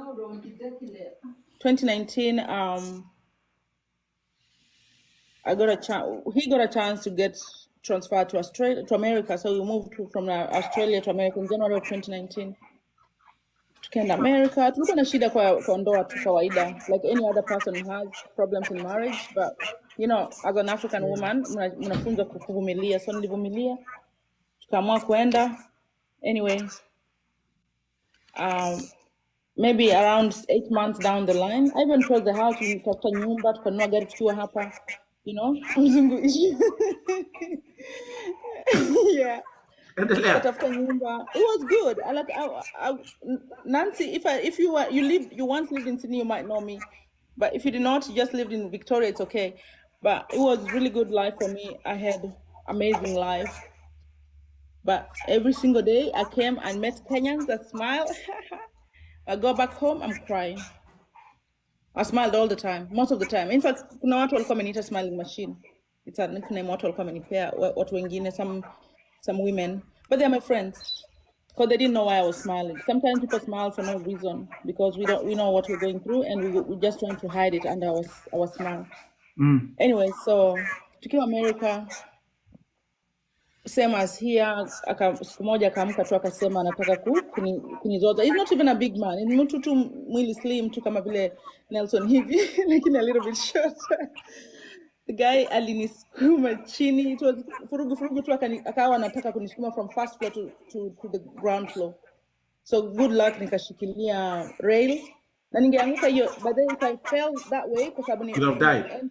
Ningekuwa na spinal cord injury Singekufa lakini ningekuwa na injury yenye singe permanent. Sorry, permanent injury. You've been a wheelchair. So I could have a permanent injury because the house was so big. Na uanguke pale nilikuwa nimejigonga kwa stairs zingine, unaona? Yeah. So nikachukua simu nikapigia polisi. I called the police. I called 911. But when this police came, I'm the one who was arrested. They arrested me. Pay attention. Pay attention there. This story is. So I called 911. Yes. And then when I thought the 911 was coming, kwanza akachukua simu zangu akazirusha. After amesikia 911, he grabbed my phones, akarusha kwa ukuta zikapasuka zote mbili. I had 2 phones, one for American line, one for Australian line. And then police wakakuja wakaniuliza, oh, we've come here for, kuja kufungua mlango wakaniambia, we've come here. They did not even mention, they only called my name. Nilikuwa upstairs, nikashuka chini. Kuja chini nikapata wamesimama pale. Police karibu 19 or 18. I cannot even remember, but there were more than 10 policemen. Only men, no woman. Domestic violence situation, nimepiga 911. Hakuna mwanamke alikuja, alikuwa na wanaume tu peke yake. So nikafika kule, wakaniambia, oh, tumepigiwa simu, tukuja hapa. Nikamwambia mimi ndio nimepiga. Hawakurespond kwa hiyo swali, nilisema mimi ndio nilipiga. So wakakuja, wakaniambia walipigiwa na mwanaume. Mimi nikamwambia mimi ndio nilipiga simu, waka-ignore. They said nothing, they kept quiet. So wakanihoji kwenye dining table, wakanisimamisha tu pale, hata wakaniambia niketi ama nini. Wakaniuza kani kuna wanaona tu nilikuwa nimeamka ni asubuhi, I have nothing. So wakanihoji. And then wakamaliza kunihoji na huyu mwenzangu yuko pale anasikiza. When it's his turn wakampeleka nyuma kwa huyo bwanako mzungu. When it's his turn kuhojiwa alitolewa ndio. Wait. Alikuwa wapi? Alikuwa hapa akisikiza. Amesema kwa swimming pool. But when it was his turn, they took him outside to the backyard. Wakakaa kwa pool bed. They sat on a pool bed, both all the policeman and him. Wamekaa vizuri, wanamuuliza maswali. Mimi nikataka kusikiza, wanafunga madirisha. They're closing the windows so that I cannot hear what the other policemen are talking to him about. And everything that I had said to them, they made it be like he is the one who did. I'm the one who did what I said he did to me. So the story just turned around. Nikiwa tu hapa naona hivi. Unfortunately, nilikuwa na hasira ya Kiluya kama kawaida yangu, nikachukua nikaenda kwa Facebook nikaweka live, nikamwambia I have to tell them I'm going Facebook live. Nikaenda Facebook live, polisi wakastop, wakakasirika, wakanishika. Wakakusanya watu wangu wakapeleka kwa bedroom upstairs, wakawafungulia dirisha waone vile mama wanashikwa, which was okay. Nikaenda kwa police station. Nikafika huko wenye amenishika, nimemwambia I have an injury kwa mkono, I cannot stay like this. Afadhali anifunge mkono mbele, akaniambia you'll understand why you're black in America, something like that. Na mimi nikamwambia, nikanyamaza tu. Nikaenda kwa police station. I'm still new, bado sijajua hata nikienda anywhere, but I'm still putting in GPS. Najua nimekaa pale, but everywhere I go I still put in GPS because it's a new area, new country. Nikapelekwa kwa police station, wakaanza kunishika, wakaniambia nitoe nguo. Like naked, like nitoe nguo. Nikawauliza, mimi nimekuja kwa nyumba, check nyumba, sina nitwaje, I don't have weapons, I don't have a gun, I have nothing. Why are you telling me to be naked? Waka insist nitoe manguo. Nikamwambia siwezi toa manguo. So that time I started crying. And then ni warefu, they come na slap mikono zao juu ya kichwa yangu. They slap their hands on my head. Nikamwambia mimi siwezi toa manguo, manake nimeshatoa what I could. Nilitoa jumper kwa sababu ilikuwa a little bit cold, so nilikuwa na jumper. Nikatoa jumper. Niko nyumba yangu, nilikuwa nimeamka asubuhi. I have nothing other than hiyo t-shirt niko nayo na hiyo long. I have nothing other than that. Sina bra, sina andi. So I'm going to remove my clothes. Hata kama niko nazo, mbona nitolee wanaume nguo? When they can call a female policeman to come and check me, kama kuna kitu wanafikiria nimebeba, unaona? That's when I asked them, why can't you call a female policeman aje kuni check if that's the thing. So they called a female policeman. The female policeman came and did nothing, just came and touched my boobs. So they wakatoa kwa cell moja, wakatoa mwanaume ambaye ni wazimu. During COVID. Wakatoa mwanaume ambaye ni wazimu. I did not see them tell that man wash that cell. Nikaingizwa ndani. Nikakaa hapo for some time. It was so cold. Then they called me. Wakati yangu ilifika, they brought us phone. In America, simu za kitambo hata siwezi kuambia. This is my oldest phone. Yeah, the flip phones. Hii ilikuwa simu ambayo sijui ni Samsung, sijui ni The Nokia flip phones. ndogo kabisa. Yeah, to No, dog. it was small phone. You cannot even see anybody on the video. Wananiambia wamenipea jaja anani. Yeah, just like that. I didn't hear anything. All I wanted was to get out. So whatever they told me kama ni uongo mkweli ilikuwa wrong. But anyway, wakanichaji hiyo siku na three offenses. One offense was terrorism. Wakasema because yes. I mean, every time you talk about your story, I still get goosebumps about it. Yes, they charged me one of the accusations was terrorism. Endelea. Wacha wasikia hapa. More terrorism. One, because at one point in my life I was a Muslim. While I was in Kakamega, I was living with my auntie. She's a Muslim. So I don't know if that is the reason, but wakati alikuwa anataka kunirusha chini, when he went on top of me akianza kuninyonga, that's the part niliruka. Alianza kuninyonga. God, nimeruka hiyo story yote. So on that day niliamka asubuhi nikakunyisha watu wangu wawili breakfast. So I was going to pick up my daughter from her bedroom. So I found ameamuka ako kwa bedroom already. I had an online class. I was studying from TAFE. TAFE is like Kenya Poly ya hapa. So I was doing online studies, Naisha 6. So by the time I finished those studies, ilikuwa 6 o'clock. My two boys are waking. Wameamuka, nimewapea breakfast. Naenda kuchukua mtoto, my youngest, who is a girl. Napata amejifungia ndani ya huyu Charlie ameenda kwa bedroom, kwa walk-in wardrobe ya mtoto, amekaa nyuma ya mlango. So as soon as I go in to pick my daughter's clothes, ananisukuma na mlango na ananisukuma kwa. Unajua hiyo mlango kama ningekuwa nimeweka mikono ingepata vidole, unaelewa? Anything could have happened that day. That's right. Akanifanya nikarudi nikagonga ukuta. Ndio nikamwambia, why can't we go to our bedroom to talk? Why are we fighting in our daughter's bedroom? So on the way to the bedroom, that's when alitaka kunirusha huko. Si alikuwa ananifuata nyuma, mimi niko mbele. That's when I grabbed the rails na akaniangusha chini akaanza kuninyonga. Alianza kunyonga. So when I'm trying to push the hands off my neck, unfortunately my nails, the same style of nails niko nazo, liliingia kwa shati kararua. Na immediately nikaona amefurahi vile niliingia hivyo. That time I don't know what I'm doing. All I'm trying to do and clear na joke, but I realized I really was alikuwa ananinyonga kabisa. Nilikuwa nimeshindwa kuongea, nimeshindwa kubreathe. So nilivomsukuma nyuma, yani najaribu kumtoa mikono kwa shingo yangu. That's what happened. As soon as that shati liraruka, nikaona akatoa mikono na akashika my boobs. Akashika my boobs akaanza kujivuta. Now as he does that, he's screaming, "Don't throw knives at me." I'm upstairs. Kitchen is downstairs. Where's the knives? So that's the reason why alisema walinicharge na terrorism kwa sababu ya hiyo statement yake, alisema nilimrushia visu. I want to DV Advocacy, as we continue, I want you to paint the picture ndio watu waelewe hapa. That's why before anaweza kuongea I asked a simple question. Do you prefer crying in a Mercedes Benz or laughing on a bicycle? Now let me tell you something. I'm going to ask you these questions. DV Advocacy, your husband or your ex-husband was a millionaire in dollars. Yeah. Very rich, yeah. Very rich, stupid rich. How many cars did you have, Advocacy? I had 3 cars. Wait a minute. Listen. Well, that's what 3 cars are ours, and we had access to 2 cars from the company. So we could have 5 cars if we wanted. Listen. Those are 5 cars that she had access to. Miss Advocacy, tell the viewers, ulikuwa na how many domestic workers kwa nyumba yako? Lots. I had a driver who's Jamaican. His name is Al. Count it. I had another Jamaican nanny, and I had a Black American lady who was coming to clean. I had 2 cleaners.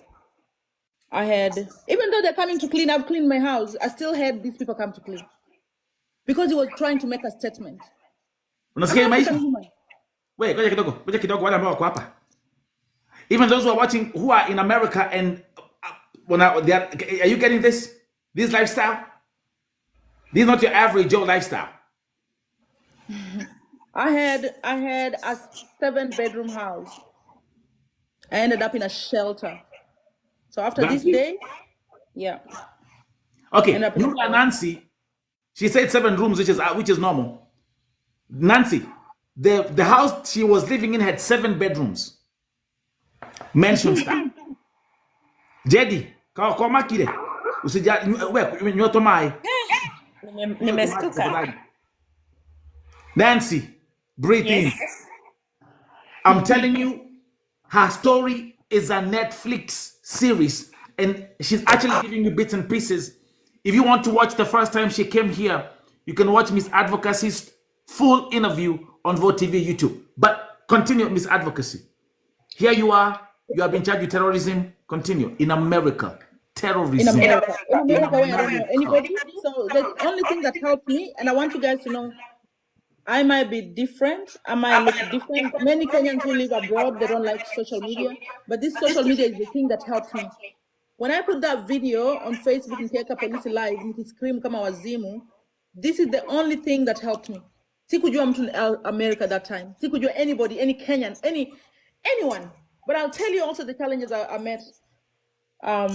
So when I put that video ndio nikapata watu wa, Kenyans wenye wananifollow, wanaishi Australia, wanaishi wapi, Poland, Spain. Kila mtu alikuwa anani-inbox ananiambia DV, Claire, that's my real name. This is what you need to do. This is what you need to do. Call this person. So people started giving me numbers, but you know what? I have to apologize to most of them. I never had time to even call one person because I had no time. I am trying to think, what am I going to do? So I got arrested that day. I stayed in the cell the whole day. Wakanitoa, wamechukua simu zangu, wamepitisha, wametoa everything. So my phones are hot. Okay, hey Zaimo. Sema Zaimo. So my phones are hot. Wamenirejeshea simu ziko hot na zimeisha battery. They're telling me to walk home. As soon as you leave that police station, mlango yao inafunga na you will be as homeless kwa street. Because one, sina kia nyumba. Two, sina gari. Three, I have no money. I have nothing. You understand? So nilikaa kwa police station, nimekatalia kwa police station, nikamwambia I'm not leaving until nipelekwe nyumbani. Nyinyi wenyewe wanipeleke wanirudishe nyumbani. Wow. Nikamwambia I feel more safe even though you're treating me bad, I still feel safe in a police station than being on the street. You understand? That's right. Nilikatalia hapo for hours, walijaribu kunifukuza. Wow. Nikakataa mpaka one of the policemen akachukua simu yangu akacharge. Ndio nikapigia a Jamaican guy mwenye alikuwa anafanya kwa bottle shop next to that place. Ndio huyo Jamaican guy akakuja. Hata watu wanajua hiyo place because it's a rich suburb. Not, even this person works next to that police station does not know where the police station is. This is ironical. Nilikaa hapo huyu mtu ametafuta kwa sababu simu imezima. Nilipiga tuna simu ikazima.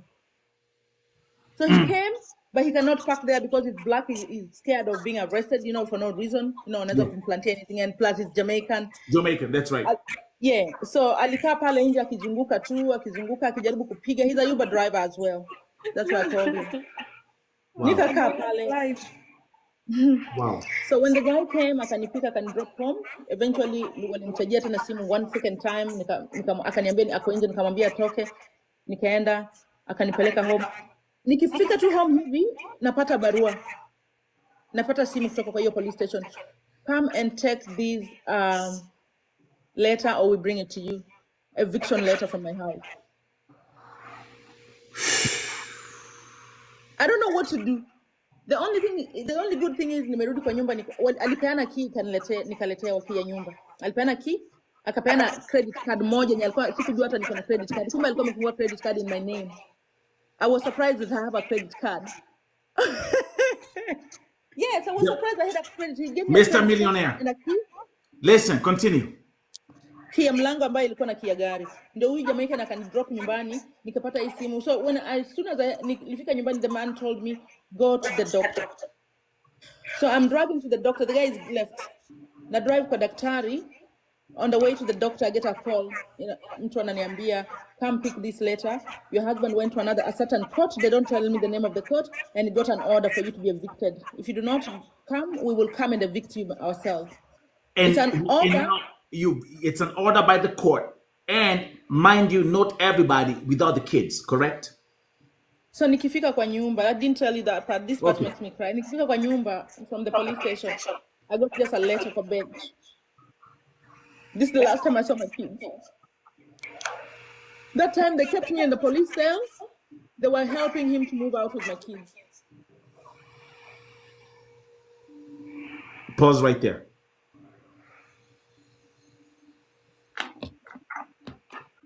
Has everyone listened to that part? While Don't cry, darling. Be strong. it's not one child, it's not two children, it's not three kids. It's three children that they had together. Married for 9 years, had three kids. And Miss Advocacy, Ivy, had everything you dream of in a man, right? Wealthy, rich, stupid rich, Ruto rich type. Okay? But you have to you forget something else. He controls every finance. Everything. That's right. If I had to have my friends, my Kenyan friends come over, we have to budget a week before. And then he has to go shop those things himself. Tell them. Yeah. So he controlled every aspect of your financial life. Rich type, yeah. Oh yeah, Ruto rich And type. even right now, whatever he tells the court, the only difference between Australian court and American court, our case has been going to different states. Okay, different federal courts. That's the only difference, and it ended up in South Australia. And I decided I don't want to pay. I'm poor. Like, I'm paying lawyers since I started. I paid more than $500, $500,000 in legal fee since I came back here. Okay, wait a minute. We have to, this the misadvocacy story is a story. When you are addressing it, you really have to make sure that you get everything she's telling you. Listen to this. She has spent $500,000 on lawyer fees. Ivy, do you know how much $500,000 is in Kenya shillings? Okay, you listen. Okay, sitaki lale huko juu, sitaki ujakuja kula mandazi. Okay, chukua kalamu, uchukue. There you go. Thank you, because Hamris does the math. And that's just here. And that's just here. In America, was different. That's just in Australia. That's over 50 million shillings. And I've only been here for a year since I came back. I came back on 9th of January. That's over 50 million, Apostle. Over 50 M. That's just lawyer fees. Sura ngumu. Unataka kupiga kichwa. Nini kichwa imefanya? Hata hesabu haingii kwa kichwa vizuri. Yeah, 50 million shillings. Crazy, man. Rasta, I understand. Rasta, I do understand. Listen to this, man. So, Go ahead. So, even the attorney I had here, she just one day an attorney called me for bank here closed at 4:00 in Sydney. I was in Sydney that time. Attorney wangu ananipigia simu hiyo tu, after nimeongea na wewe, I came and had to for an attorney. Nimeamua kulipa, nimesahau hata niko kwa country yenye niko na free legal napata free legal Advice. Yeah. Because I'm a citizen. So Yeah. I forgot about that. So as soon as I remember that, I dropped her. But only because a Kenyan lady gave me this lady. Alafu demu akaniambia ati ameni overpay. How can a lawyer overpay? How can a lawyer? Me, I'm the one paying the lawyer pays me. Crazy. So she wants 20K from me, and I said, if you really said you put money in the trust account yako for me, why can't you get the 20K from that amount? So the woman who is representing me called the Kenyan lady who introduced me to her. Umeelewa? And this lady, I trusted her because she went through something similar. This is why somebody else introduced me to her. So she's been helping by calling. Sometimes she just call me, tell me her story. She only has one kid who was taken, but now they have shared the custody. But then I only understood her. I wanted to talk to her because, it's good to talk to people who have gone through it, because you can see what they did, what can work for you. True. So I talked to her. This time she called me and she kept, akinikuonyesha message utashanga. I was going mad. This woman was texting me, give the money back to this woman. Give the money back to this woman. I'm like, didn't block. I blocked her. Nowadays, it's not hard for me to block somebody because I do not have to defend anybody. This is one thing about me. They forget I'm going through pain. They've gone through their own pain. I'm still going through mine. And even though they are friends, I never met this woman anyway. Only I know is she's Kenyan. She's from Central. That's it. And it doesn't matter where she comes from. As long as it's an African, and they give you advice, you want to associate with them because you want to get something out of them. Because she had the case like mine. That's why I took the lawyer she had. Now, there's one part in your story, Miss Advocacy. I'd like to ask you. You spoke about losing all people who used to be your friends. They walked away. Would you say these so-called friends, and I'm sure they are women, you're talking about female friends, would you say they were hanging with you because of the fact that you are living this rich lifestyle? And nilifanya michango, all michangos, people died, people had weddings, all these michangos, I did them. When I needed help, none of them gave me nothing. When I came to Sydney, in fact, one of them that I was supporting 100%, she gave me a number to a shelter. Oh my God. Mimi hawa watu, when their people used to come to Australia, I used to sleep with them in my house. Wakija watu wametoka Kenya, they don't have a place to stay. I'll say, okay, I'll put them up in the airport for them. That's right. When I came to Sydney, I was given a shelter number. Oh my God. Yeah, that's I learned my lesson, which is good. Right now, the people who I call my friends, they should be my friend, otherwise I don't care. That's exactly what I keep on telling guys, and I say this all the time here on my show, that if you have people you call friends and they call you friends because when they look at you, they see an opportunity, walk away right now. Just cut them off. You actually better be on your own, right? Eva, you better be on your own. You better be alone. You better be alone. If you have people who just look at you and they see an opportunity, instead of seeing the real you, walk away. And the same thing I talk about platforms. Let's talk about, like, we can even talk about these TikTok platforms. These TikTok platforms, you got people who, Miss Advocacy, they go from one place to the other. To Kware. Upper, right? Because all they are looking for, they want to associate with something where they can hold on because they look at you. They don't see Vo TV. They see an opportunity. I tell them, get out of here. Yeah, somebody called me to your live one day. A friend of mine, he's in US. She's the one who told me, you have to come to this live. That's when I came to your live. Yeah. And that's when I came to your live. Yes. So take all these lessons. Don't let people look at you. If they are looking at you and they're not like, let me tell you something. And this thing, it actually goes surangumu. Najua kichwa imeuma. Ulisikia 50 million. Wepiga hesabu za mashamba. Oya. Wataka kuambia Miss Advocacy kitu? Simwambia kitu tafadhali. Tukiendeleanga hii kitu. Ameenda. Okay? Thank you. I appreciate you. But take notes. And this thing, it starts with family members, right? You got family members who will only call you when it's the end of the month, right? I came to Kenya. That's very embarrassing to say. I came to Kenya. I just wanted to come. This was last December. Nimekuja Kenya. I could not even go home because none of my relatives ever called me to know what's happening. Every time they called me, because I used to support them, every time they called me or they sent me a message, they were giving me a number of money they want. So Nilikuja to Kenya. I stayed in Nairobi. I went to Mombasa to the beach. Nikarelax kwa beach. Nikapanda ndege nikarudi. I swear to God, I've never thought I would do that, but I did it. I did it. I gave myself a holiday. I wanted my mom to relax. Nikaenda Mombasa, nikarudi. Nikapanda ndege nikarudi. I just wanted to relax. I just wanted to be in a familiar place, somewhere. I worked in Mombasa for long, so I had friends from work. Nikaenda Serena, met all my friends. Went to Voyage, I met all my friends. Advocacy. Wait, can you say?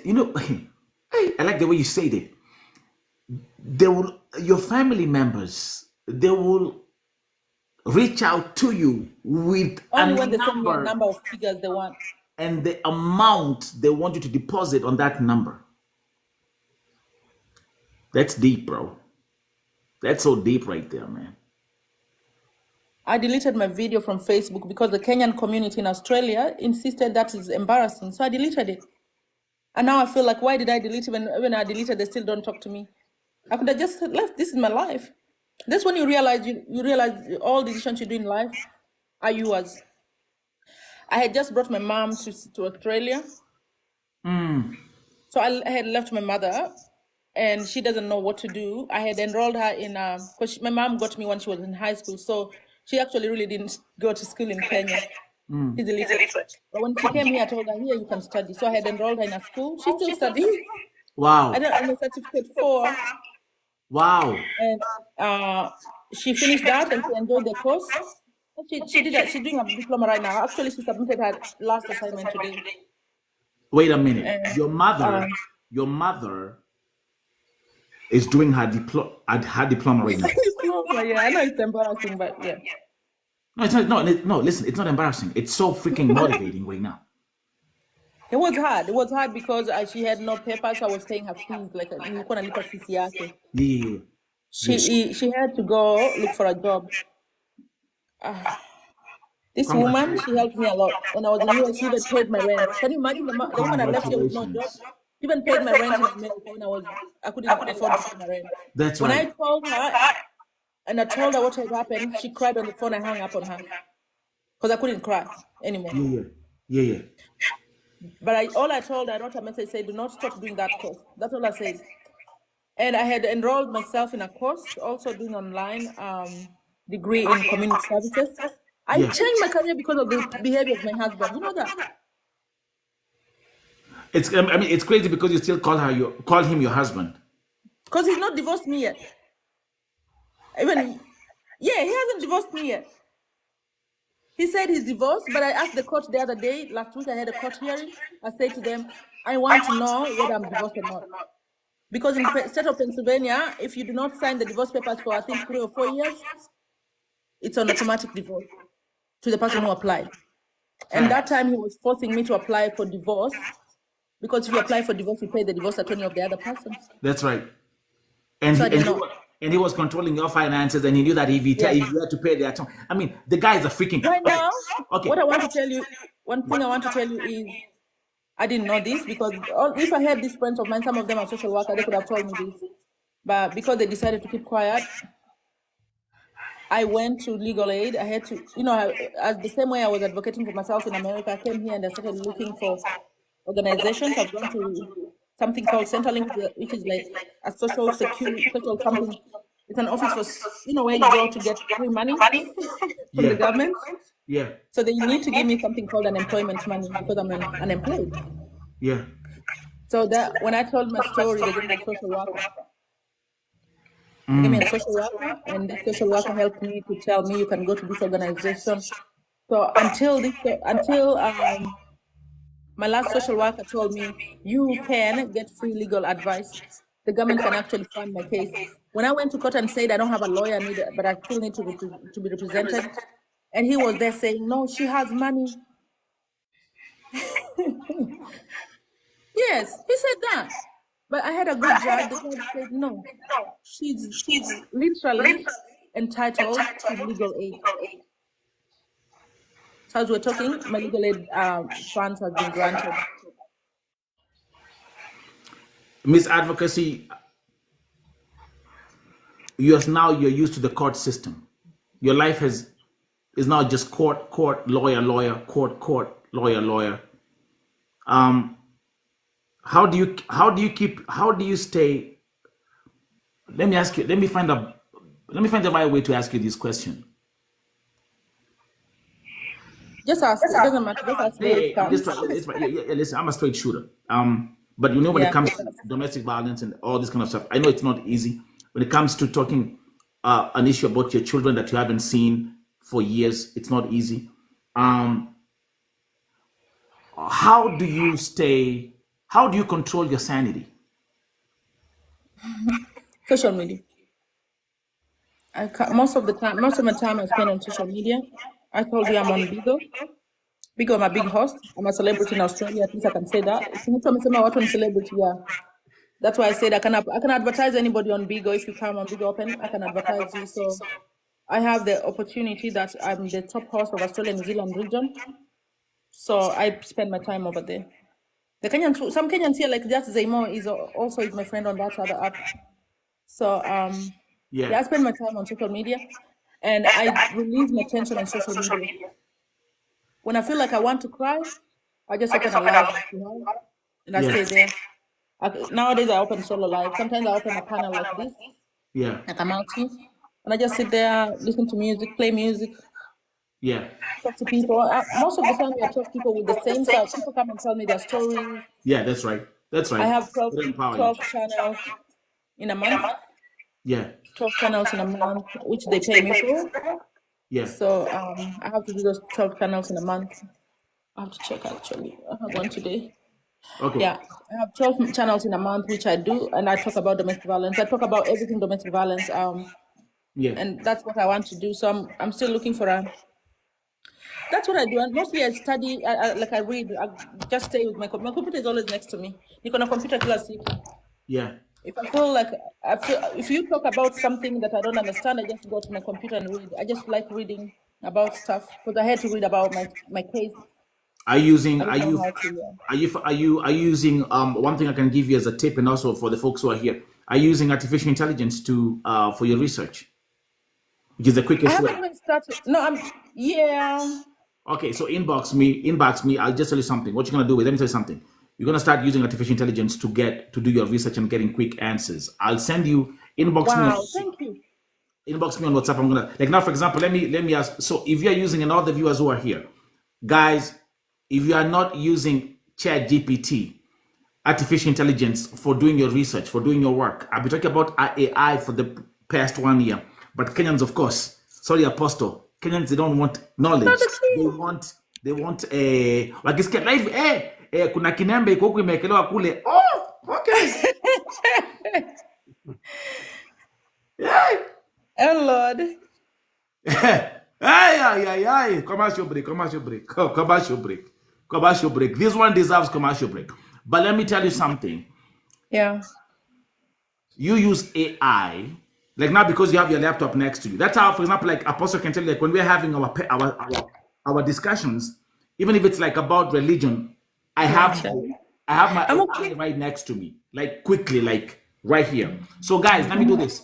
Each and every one of you, go to, okay, if you have your computer or your smartphone, just type this real quick, okay?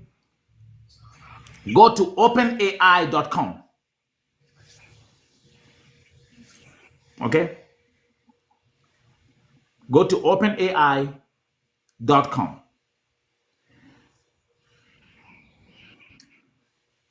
If you're using a smartphone, you can also get the OpenAI app on your phone. And that's ChatGPT. Oh, really? Yeah. Okay. And can I do a demonstration for you guys?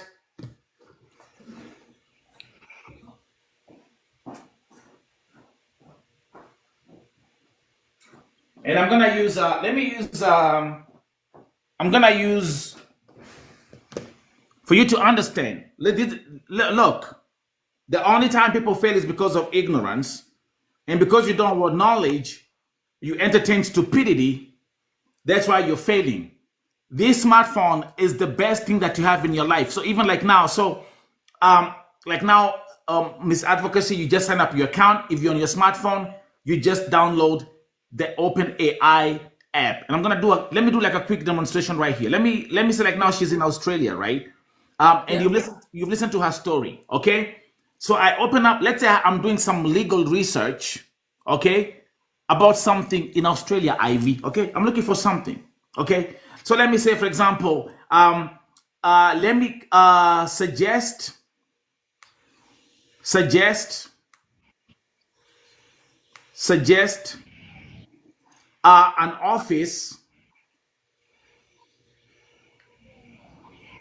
an office in Sydney where I can get legal help as a domestic violence. Guys, take notes. Victim. So this is what we call the prompt. Okay? So I put it in there. Okay, this on my smartphone. And look at this, Miss Advocacy. I just click here and watch this. Look at that. Already have the answer.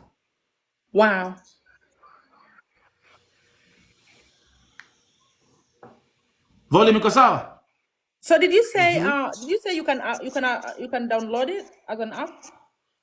Look at this. I just asked, and I'm just using your case. Listen, this is what they told me. One option is the Women's Legal Service NSW, which offers legal assistance to women. That's good. Yeah, that's what I'm gonna use. Listen to this. Which offers legal assistance to women experiencing domestic violence. You can contact them at 0287456999 or visit their website for more information or to schedule an appointment. Wow.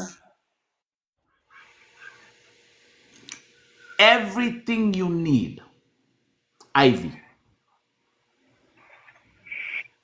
Is that the sign?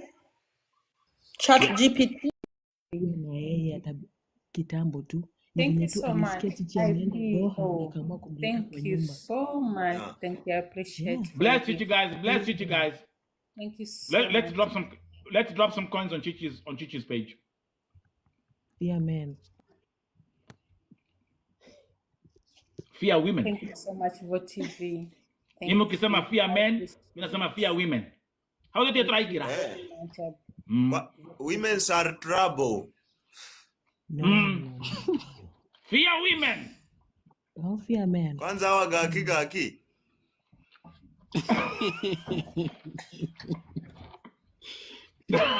Hey. Host, you are unfair. How can you say fear women? Fear women, Buddha. Unajua Nelson, nikikumbuka venye jana Miss Ambassador alikuwa anaongea, then venye Chichi ameongea azimzina. But not. It has been a long episode. It's been a long episode since then. It's guys, we agree. The 3 days topic. Robert, in the episode gani? Bado hii iko episode 3. Unajua tu kwa tumepata ukweli, at least hapa mwisho ndio umetuambia kitu, ndio tumepata ukweli. Ukweli ndio imekuja. No. And I do agree, hata mimi nimeagree na yeye. But not all men are bad. Na tena si But in all that, Robert, I don't sijai mchukulia kwa ubaya. Hata mama yangu amekufa akisema usiwahi onea huyu mbaba ubaya, kwa sababu yeye ndiye amekuonyesha njia ya kutoka na akakufanya ukajua njia ya kuonyesha mandugu zako. So I don't feel anything to him at all. I always pray for him to have good health, to have even mahali penye yuko, kama ako na relationship, akuwe na relationship poa, afanye everything akuwe sawa. Hata amekuwa na watoto sawa nyumbani juzi kwa Christmas. So I don't pray for him. No hard feelings. I don't have. Host. Yo. And by the way, I beg to differ with the Chichi. Abel. Oh, sorry. Aya. Someone else is here. Kuja. Wameanza kupanda. Haya. Abel, you are welcome. You're welcome. Welcome to the parliament. Wale mko hapa, mimi ni mgeni. Nini Abel? Yeah. Chichi, you are saying Chichi is saying that she has nothing against the gentleman. Lakini through observation, mkiangalia Chichi akona machungu sana. Wanted me to come. Chichi akona machungu sana. Wale mwao mnamwangalia. Wacha nikwambie, mimi ni mtu mwenye mama yangu amenilea through kanisa, ananiambia mtoto wangu iko hivi. Amre say the same thing. I'm telling you before God, man, sina uchungu. Hata wakati nilirudi nyumbani nikampata na huyo mwanamke, I did not feel anything. I did not feel anything because kwa kweli mama yangu aliniambia mwanaume hawezi kaa wiki moja bila mwanamke, na wewe umeenda wiki moja. Ngoja kidogo, hebu uliza video yangu. Hebu uliza video Phil. Feel. Ebu unmute Feel. But then bunge inakaa vizuri tuko 4-4. Ratio ni 4-4 kwa bunge right now. Allah akbar. Okay, Feel hapo tunaendelea vizuri. Mwanaume haizi kaa mwaka moja kama iko dry. Iko mzuri. Mwaka nani mingi. I'm learning.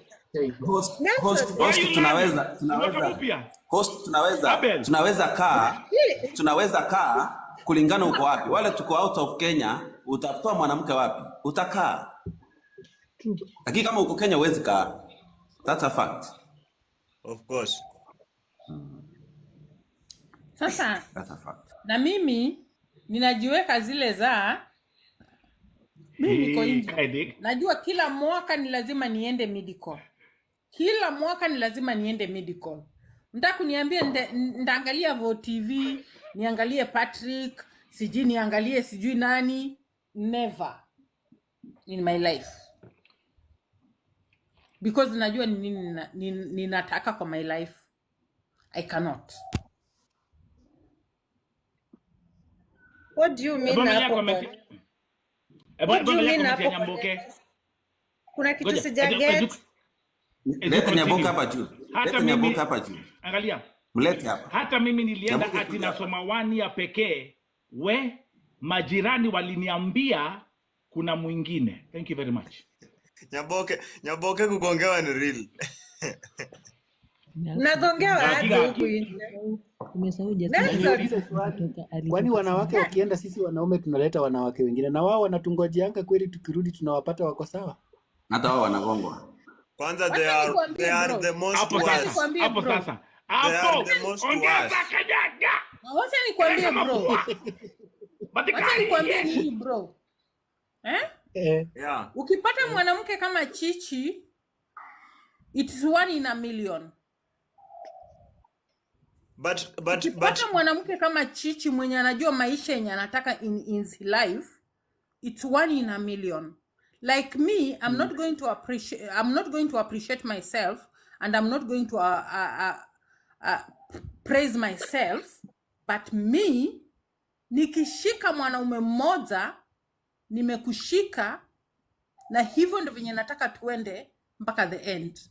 Na ukiona hauwezi, tuachane hapo. As individual. Siwezani na mtu mwenye anaenda kombo kwa sababu mimi naogopa magonjwa first of all, na si ati ufikirie hizi mainji si ati hazina magonjwa, zimejaa magonjwa.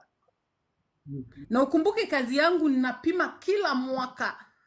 Nikifikisha miezi 9, mwezi 11 niko na wasiwasi tayari nikiwa na mtu. Naenda kupimwa. As individual. Naweza sema siwezi kutaka na mtu mwenye ananipatia stress.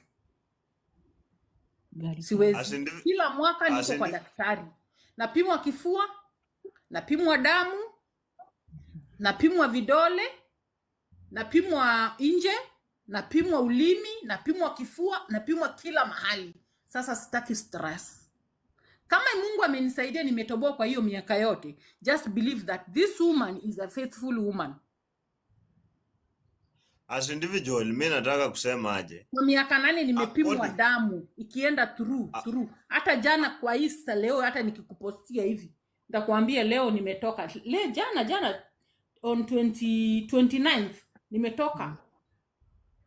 Unaona vile Natigari anacheka, Natigari anashangaa unaongea nini? Na hii mambo amefanya jana. Jana ndiye ametoka sana. Nimetoka kupimwa. Na miezi watu peke yake. Kuna watu 25 bado wamegongwa. Kuna watu bado. Kanyanga singo, kanyanga. Unakuwa stress. Na Chichi umeleta tu. Unikamakuwa ati Abel, atlatika anafanya nini? Rudia tena. Ametoka jana usiku saa 5. Nati hata hawezi kaa 1 month. 1 month ni mingi.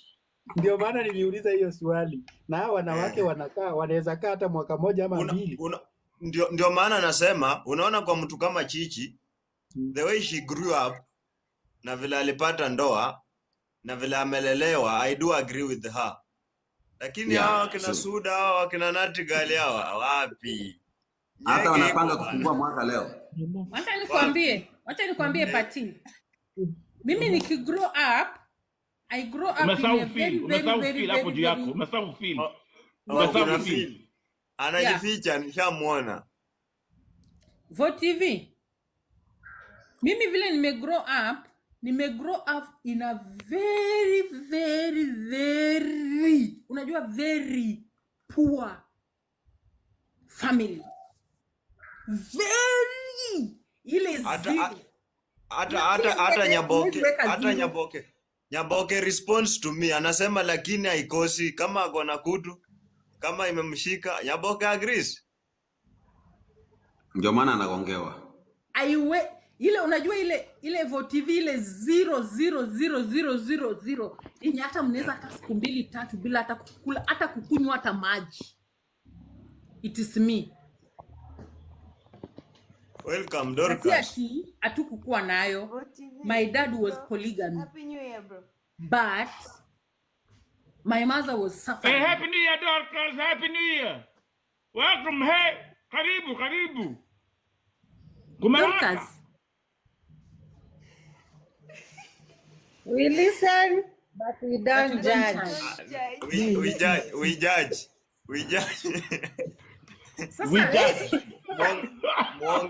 Muongee hii vitu watoke. Sasa mimi ni yule mtu mwenye na understand mtu vile alivyo. So nilimuacha hivyo nikasema it's okay.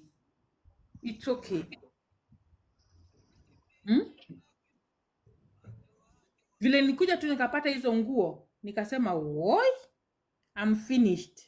Na mimi ni mtu wa Gulf napima kila mwaka nijikute. Host kuna kitu ladies should understand here. Na muambie ukweli. Ladies, 90% of men wanakuanga na uhusiano zaidi ya mtu mmoja. 90% of men. Hiyo nao mkubali, ukiingia kwa ndoa ukubali. Kama utataka kukubali, ujiondoe mapema. That's a fact. If I'm lying, men, you can support me or you can be against me. Me I support. Me I'm supporting. Sema 99.9. Hakuna 99. Okay. The ratio is okay. The ratio iko sawa. You see what pia. So marriage is a scam kulingana vile utaiangalia. But kulingana mimi, marriage is not a scam. It is ladies wanafuata wanaume sana. Achana na wanaume. Leave us alone.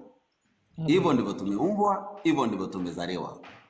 If I'm lying, men can also rectify. So let me ask you, Abu, Yes. So what about if I do what you want? Nikifanya ile kitu yenye wewe umeumbwa nayo, Exactly. kama utasikia raha. Exactly. You are not allowed. Even the Bible does not allow you. We are allowed. Why? Ladies are not allowed. Why? The Bible commands you to be submissive. Just be submissive. That's all. The Bible Can I talk? Even in the Bible. Can I talk kindly? Nothing. Soda. Can I talk? That's a fact. Can I kindly talk? No. No. Let me Achana kukompiti na sisi. Excuse me? Acha nifungue kamera ndio mnione vizuri nikiongea. Don't compete with us. We are not competing. Kindly. We are not competing.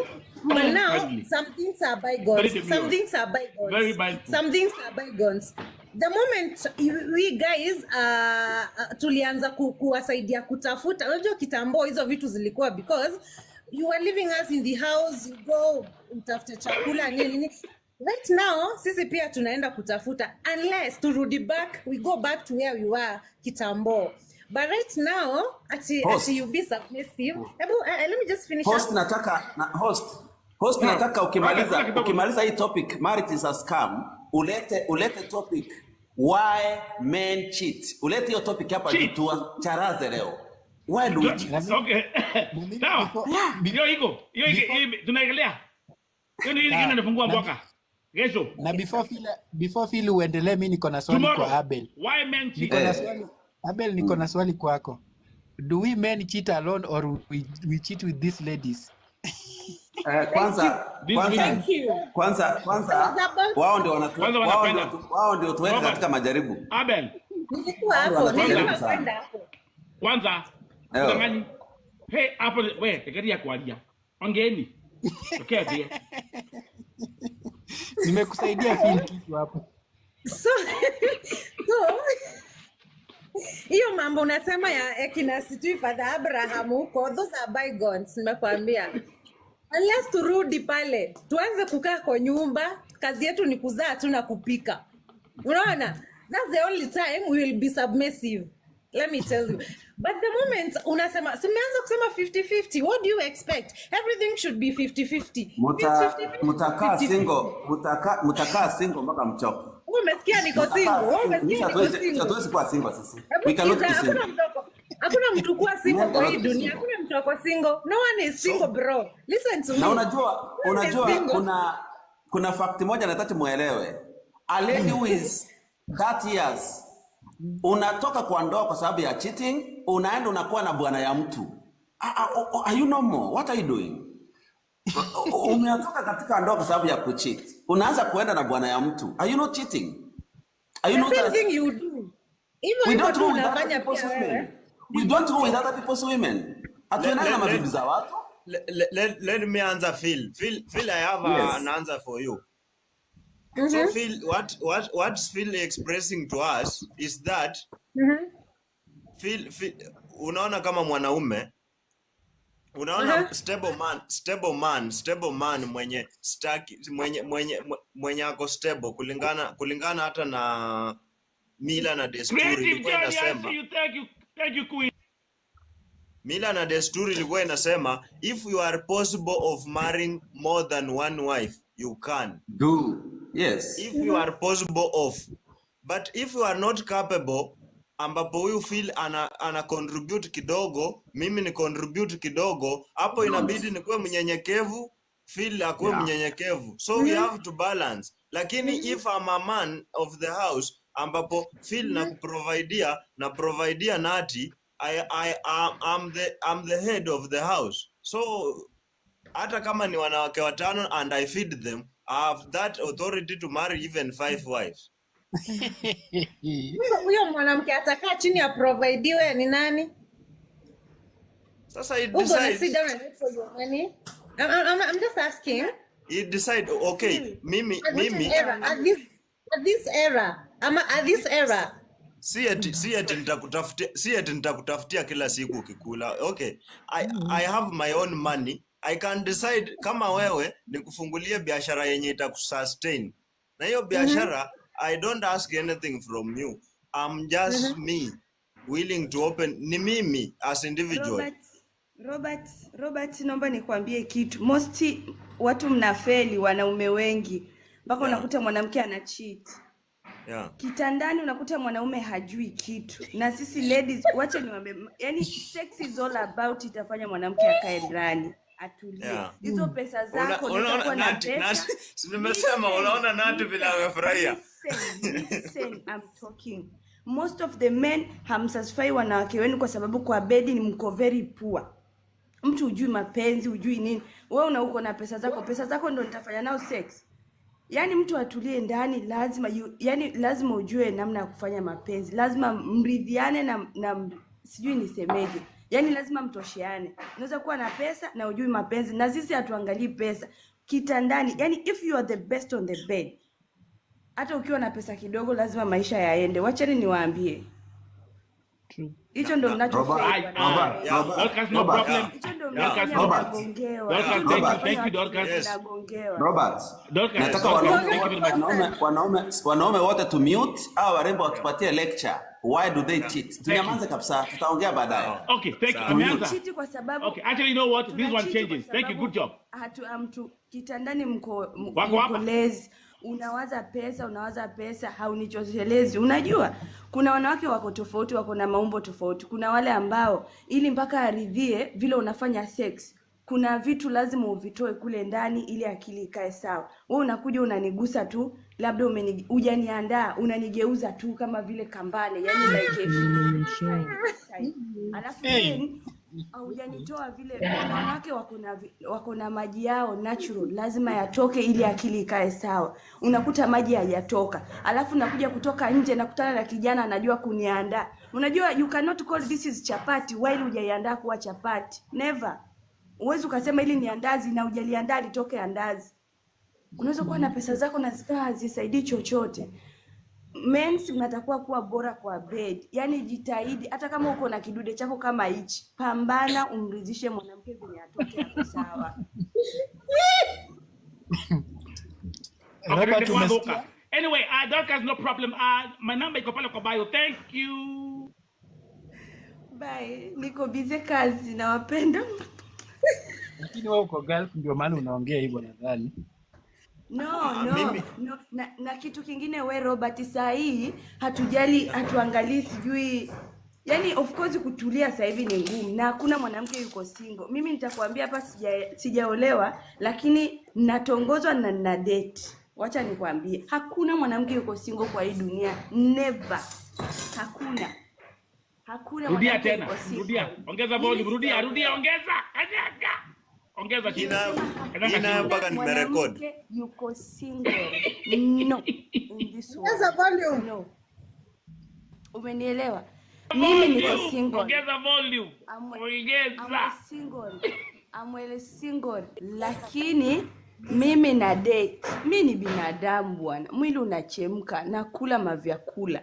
Umenielewa? Yani in short ni kwamba nasubiria tu muda afike yule mwenye amechoka kama mimi, basi tukae ndani. Ila kukuambia niko single, huu ni uongo. Wacha tu nikwambie, huo ni uongo. Nashukuru.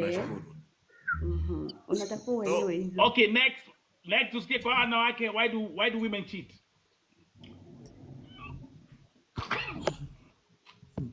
Natigal. That is not why do women cheat. Saseni. Kwa sana. Mimi sina maoni. Why do you cheat? Why are you cheating? Mimi sija cheat. Mbona sasa? Boss tunaona? Mimi sija cheat, sasa sikwambia kitu yenye sijaifanya. Natigal. Ruby. So ni wanaume sisi ndio tuna cheat eh? Okay, let's listen. Okay, why do women cheat?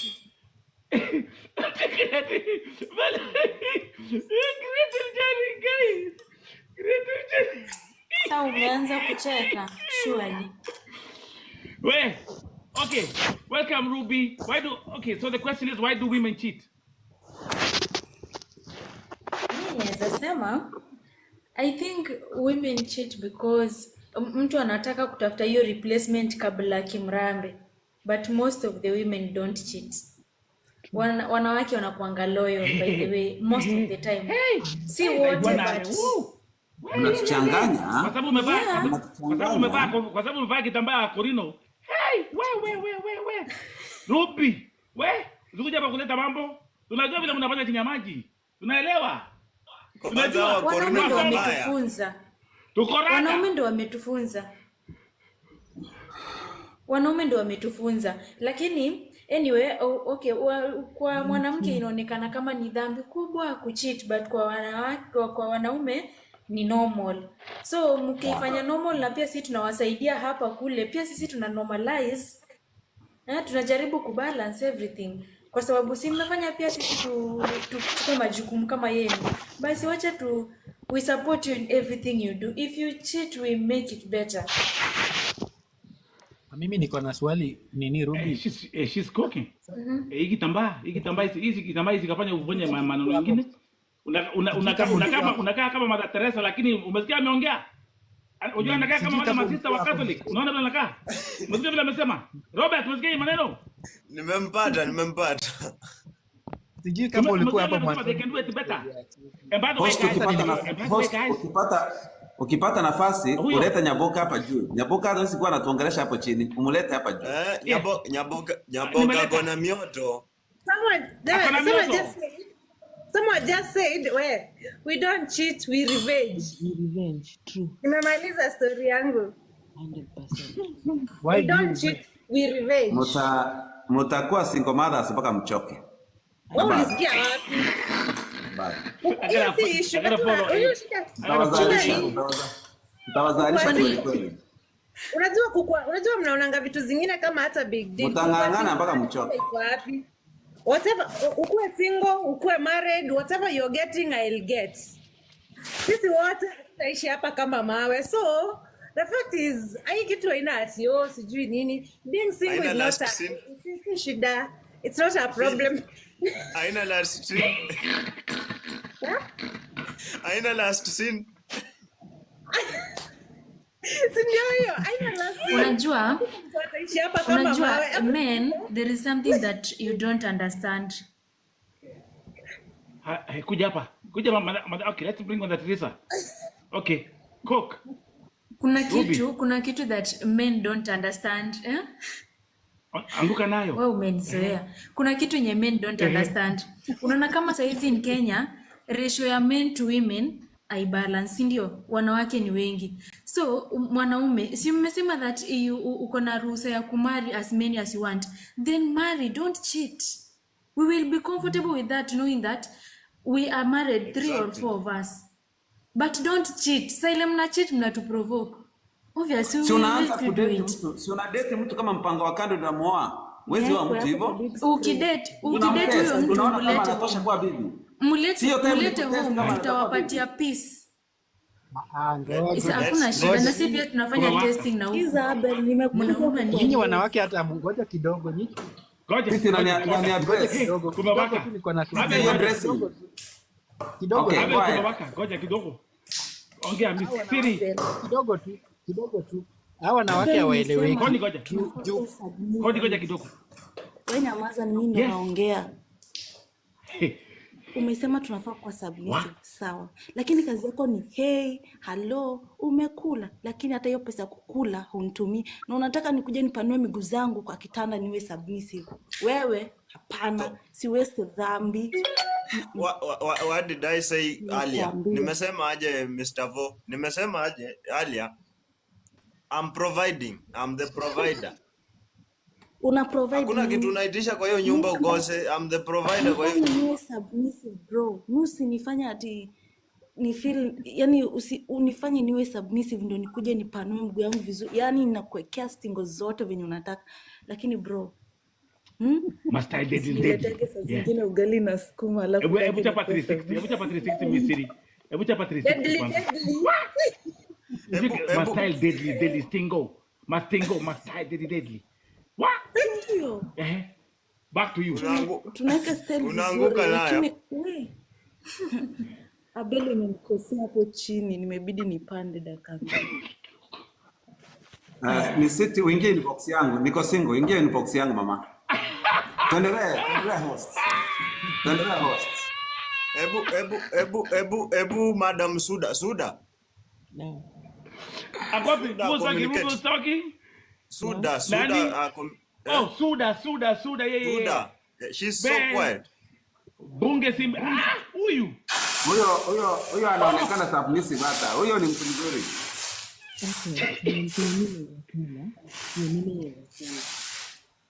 Bila please. Ruby. What can you mute Ruby? Wanaume huwa hawaridhiki. Unaweza pata mwanaume akona dem cute, dem akona kila kitu but anamcheat bado. Na unajua the moment una cheat dem, I swear, trust me, ata revenge. So the fact is not the cuteness or the beauty. The fact is unanipea aje. How do you present yourself? Roba wacha kufungulia our cards bana. Nyamanza, tunakuja pande yetu. Why do we cheat? Tunakuja huko. Utaongea points. Si sahi. Nyamanza. Wanaume ndio huwa mna cheat. Na the moment unajua sisi when we love hard. We give it our all. Unaona? Yeah. We give it our all, we love hard. we love with one heart, but the moment tu utabreak hiyo tu love kidogo, that's it. I'm telling you, ndakugongea hadi rafiki yako, my friend. So nyinyi ucheat kwa sababu ya sex, hakuna kitu kingine mko nayo, ni sex tu mnakosa. Hata Nyaboke anasema someni hata comments, mnasoma mpaka comments. Ndio tunaenda kuambia sisi si sex peke yake, kuna vitu mingi. Abel, nikuulize, wewe ni mwanaume but at the end of the day umelala kama wanawake watatu, unapenda wanawake wote, unatafuta kuna nini unatafuta? Unatafuta yenye iko na TV ndani ama? Ndio nataka kukuambia leo. Tunaelekea hapo saa hii. Tunaelekea huko saa hii. Gorofa. Utulie, tunaelekea huko. Host sasa, change topic. Host change topic. Wamemaliza mambo yao. Change topic sasa. Hapana. Wewe, mimi natafuta kinema iko na TV ndani. Ndio natafuta. Ndio natumia nasema ikiwa excuse. Because why you cheating? I'm looking for one thing I gotta tell you. Hey, I need one with a flat screen inside, goddamn. I need one. Listen, the reason why they talk is that we take notes. Nimepata point. The one sama natafuta ile kona TV. Okay, let's go. Sijapata, I'm still looking. If you guys come out on TV, ni inbox sahi right now. Okay, Hi. so Why do women cheat? I was kidding. That other time I was kidding. So we cheat. Most of the time we cheat because of lack of intimacy. Wacha nikuambie, mwanaume mnajifanya you're so busy. Si uko busy sana wewe. Wewe kazi yako ukikuja tu ni kuoga na kasimu pale, si ndio? Unaenda unalala, umelala, si ndio? You don't care about my feelings or something. Sisi tunapenda kupendwa, that is. Kama una cheat, you go cheat outside there, but usinikuze unionyeshe you are cheating on me because bro, kitu itakufuata. So si hiyo lack of intimacy. Yeah, tunapenda kupendwa sisi. What will fuata? What will fuata when I know you are cheating on me? Yes, baby girl, look at there. Yes. Nitakugongea hadi baba yako, bro. Okay, that part. Thank you very much. Thank you. That's what I wanted. To go syllabus. Guys, take notes. Hey! Mano iko nje. Creative jani mano iko nje.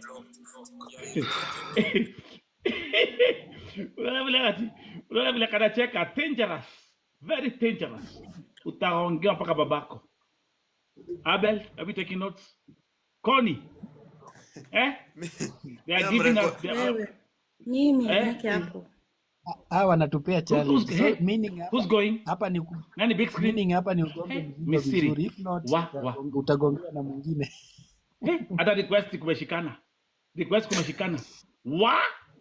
What in the Wakanda? Umeniwekea bibi yangu hapo. Wacha nikuletea wa majuu. Sita ationgea. Tena wanaume. Why do women cheat? Siri. Dublin, I got you next. Ati sweetheart, wewe nitakugonga wewe kwanza umenikosea hapo. You have to understand. Mgonga gani? You have to understand the love language of this person. Elewa ni nini msichana anataka kwanza. Because if you're not giving me that, mimi bwana mwingine akinipatia kama kuna watu wagumu kuwaelewa ni wanawake. Can you understand women? Leni imejaa hivi hata nikiwa kwa ndoa, people are coming. Can you understand women? You're not understanding my love language. Yes. Listen, what you boy? Another lady in the house. Welcome. Huyu hata ni hatari. Tuangalia tu. Ngoja kidogo. Wanafanya special introduction. Nishuke upandishe Dublin. Hata wacha hivyo. Wacha tu tunamkaribisha different style. Frau Florence Gukes. Herzlich willkommen zu VTV, wie geht's dir? Ja, alles klar. Also das Thema heute Abend, es geht um das Thema, warum betrügen die Frauen? Warum? Miss Abel not for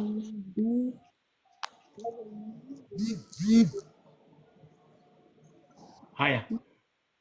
Niko salama Karibu, Happy New Year.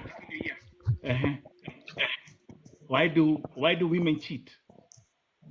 because they are not happy with their marriage or their friendship or their relationship. Okay. They're not happy in their relationship. Okay. That's why women cheat. Hi, hey, we got you. Okay, keep talking more. Tell them. We're listening. We're taking notes. Abel, niwakuletea wa majuu sasa. Sasa ndio wako majuu. Huu wako Germany. Kwa hivyo take notes, Abel. Mimi niko Kibera. Uko Kibera? How happy should a Umetoka wapi woman kama be? mama? Mimi nataka huko Motoro. Gukes, hebu ambia. Abel kuna maswali muulize. Amesema when a woman is not happy How in the happy? relationship. How happy can a woman cheat. be? How can I make you happy? You can make me happy when you give me money.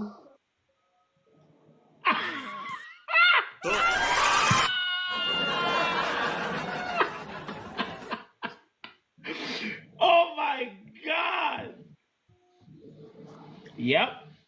So with money you can't cheat. No. Others are saying sex. What about sex? What about sex? It doesn't matter. Can sex make you cheat? Never. So you it's money. That is the last thing I do. Here is sex. Hold up. So Here you say that sex which can make you cheat.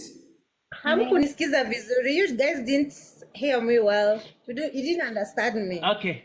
Hey, I gotta switch. Let's bring it back. No, I don't kusikia vizuri. okay. Wewe umesema utaongea mpaka babake. We all love money. Hakuna mwanamke hata asiwedanganywa, hakuna mwanamke apendi pesa. We all love money. But at the same time, lazima ukuwe na time yetu. Huyu mwenye anasema napenda pesa, akipata mwingine obvious anampea pesa mingi, si ataishia. Ni nini mnasema? Atachi tu akipewa pesa mingi. So, you gotta give us money and have our time. Like, you give us our time. Dublin. Wait, we cooking. Money means from all angles. What I'm saying, money means you take care of us, like utuchunge. Oh, sijui naweza explain aje for you guys to get it correctly. Hey, we get it. Take care of us. Money means we get it. Natty girl asking me love or money. There's no love without money. In love, utahitaji pesa ufanye vitu mingi. You need to go to vacations, blah blah blah. You inahitaji pesa. Like where there's love, the money must be involved. Love it. Unataka kusurprise mtu, surprise na nini na love. You can't surprise someone with love if there's no money. How will you do it? Okay. Hey, keep talking. Hey, I like that talk. Like that. Keep talking. Dublin, welcome. Why do women cheat? Mi nitaiweka ikiwa plural. Mbona kila mtu Abel, cheat? Men tuko island. and women, okay? Tuko island. Men and women. Tutaiweka ikiwa nini? Rudia tena. Mi nitaiweka ikiwa sisi wote, wanaume na wanawake. Sawa. Unaingia kwa marriage, you go in with the wrong intention of marriage. Kuna mahali mtu amesema mambo ya kuwa submissive. Unajua hiyo jina ina trigger watu wengi sana. Kivyangu mimi naona kama mimi niko kazi nimemaliza mapema, bwanangu anaingia after me, ni mimi nimpikie, you know? Na yeye akiingia akute nguo zimefua, aanike. So watu wanaenda kwa marriage wakiwa triggered na vitu kama submissive, alafu pesa. Tunatengeneza pesa wawili, tunatengeneza nyumba yetu pamoja, si ndio? Na kama hakuna mapenzi kwa kitanda venye mmesema, mna communicate. Unamwambia, hey, baba, hapa ndio nataka. Pale ndio pazuri. Unaona, mna understandiana. Ndio. Hebu niolewe kwanza ndo nijue hiyo mambo. Phil Kapo. Wewe unakuja kuongea mpaka babangu. Unakuja kupea mpaka babangu wewe. Exactly. Wewe kwa hapo ukiongea babake Abel. Hapa sasa hivi 3 minutes ago. Mimi unajua hiyo ndio itakuuma zaidi. Hiyo ndio itakuuma zaidi. Hiyo ya si umegongana huko nje nikasikia vibaya. Okay. Intention yangu ni usikie revenge. Revenge pia si poa. I think pick yourself up, hold your head straight, get the fuck out of there, build yourself up. Now, but then Nelson, by this unasikia sauti yangu niko road trip na wasichana Maorish wazungu. Wewe umenifunza kuita watu tukware. Naita watu wazungu we tukware, nipatilie hiyo nini? Sasa we tukware, nipatilie hiyo wine. We Nelson. Unasikia sauti yangu imepotea via road trip ya magirls. Happy New Year. Happy New Year. Everybody, man, as we continue, this is a very this wasn't, man, like I said, this topic naendelea itakuwa, we're going to be having different. Since Terry, let me thank Terry for bringing this topic on the platform 3 days ago. I thank Terry Walai, because this has changed the trajectory of where we are going as VoTV, man. At the end of the day, we are living at tough times where marriage has lost its meaning, its relevancy, where love is like treated like a joke, right? Okay? But alafu Abel, at the end of the day, tulisema aje, if we don't have a marriage, then we don't have what? A generation. That is the one point. That is the one part I want us to get. Like, even at the end of the day, even as much as we have these long conversations, and I will always come back to what my mother told me a long time ago. Neradoni, my son, wakati Mungu aliumba mwanamke na mwanaume alikuwa mjinga. Hapana. Now answer their question. Lakini hakuumba mwanaume na wanawake. Answer their question. Aliumba mwanaume na mwanamke. Can I so the question is, alikuwa mjinga? Mimi ndo ilibaki nje. The one question I could not argue with my mom. And mind you, let me give you the back. Feel. And by the way, do you know why she asked me that? Do you know why she asked me that question? Because I was in her house, telling her that I'm fed up with women. Like, I'm like, yo, mom, fuck. I was like, fuck marriage, fuck nini, fuck. Akaniambia hivi, akacheka, akaniambia, my son, Mungu alikuwa mjinga akiumba mwanamke na mwanaume. I kept quiet. Nikamwambia, mom, put the food on the table to cool it. He was not stupid. Next, wakati Mungu alisema, go and then Mosiah and fill the earth. Was he stupid? So every time we fight marriage, we are fighting God's creation. I repeat, at the end of the day, as much as our society is so much focused on money, Jesus Christ being a miracle, Jeff Bezos is a billionaire. He got divorced. Bill Gates is a billionaire. He got divorced. Elon Musk has 18 children, and he's the most wealthiest man in the world. So at the end of the day, don't fucking tell me anything about money. That's me. Because love has more power than money. But the problem is we're living at times where you worship money and you forget love. Let me cook. Chakusikiza nitacheka. Acha nikwambie kitu moja. Hakuna kitu mzuri. Mimi, I grew up in a full home. Starting with my shosho. My shosho and my guka, they stayed together for 73 years until death did them apart. Shosho was always happy. Guka was always doing what he was doing. And by the way, they had a strategy. Shosho na Guka wako wana argue mbele yangu. They never argued. I never caught my Shosho and Guka arguing. Until one day I came from school, niliwapata kwa nyumba, kilikuwa kumewaka. That's when I realized, watu argue. And guess what? Nilikuwa class 8. What were they doing all the tangu waanzane? They had a formula. We don't argue in front of our children. very demure, very mindful. But until death did them apart. The more, when you, Roberts and everyone, listen, you guys can disagree, you can agree to disagree, but I'm telling you facts. The moment you make money a priority, my friend, achana ndoa, leave it, get the fuck out, walk away. Walk away. If you make money the focus of your marriage, get the fuck out. Now, let me tell you something else. Phil, something else I want to say. Something else I want to say. And that's why I'm right now, and I don't want to make this a topic, but I'm just going to mention it without mentioning names. And that's why I'm saa hii TikTok kumekuwa na wendazimu zingine mashetani happening, because people cannot understand how a woman can take care of a disabled man until death did them apart. Hey, shout out to the queen. Say good night, everybody, because it's too late. Good night. Gehst du schlafen? Danke, Frau Lansbuckes. Huku Mudhurwa watu wameshalala. Okay, Mudhurwa, lala. Good night.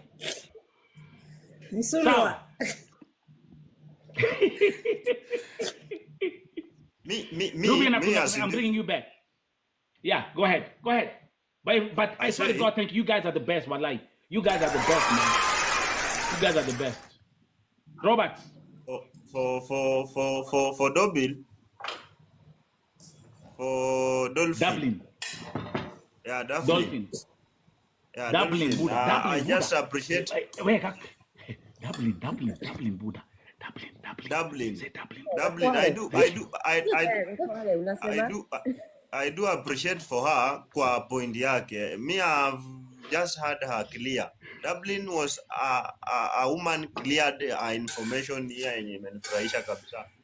Sio akina Phil wa kusema ati anagongea paka mzee. So the fact here, kama I have some issues, we bring them on table, we talk about the issues. And the money we just toa hii kama 40, mimi nitoe 60 hivyo. That will be a good marriage. Na hivyo ndio tutaenda mbele. But as a young generation ukianza kufocus kwa pesa na uanze kufocus eti naye mzee ati kugonga nini, that's not we are creating a generation yenye haitakuwa poa juu. Kama Phil akisema ati I will be with her alafu vile Phil anasema mi siri ngoja kidogo, keep cooking.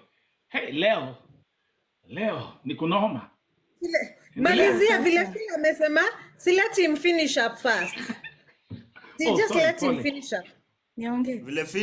Vile Phil amesema he will end up anakugongea paka mzee wako, so that hiyo generation haiwezi endelea hata kwa familia. That word sound awkward. Hata mimi mwenyewe mimi paka nikutafuta ati unigongee mzee wangu uende. I'll see you. Mbona mnaweza gongea mpaka madada? Mbona nyinyi wao tunaweza fanya mpaka madada zetu? But in real fact or in real sense, unaweza oa wandugu, unaweza oa dada wawili. Hiyo nani kitu iko. Unaweza oa dada. Mimi nakubalika. At this era bro.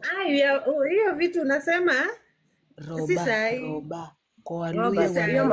Hiyo mambo ya kuoa bibi wawili ama watatu, hiyo nayo juu kwangu mimi siwezi kubali ati akuja aseme wewe unataka kuoa.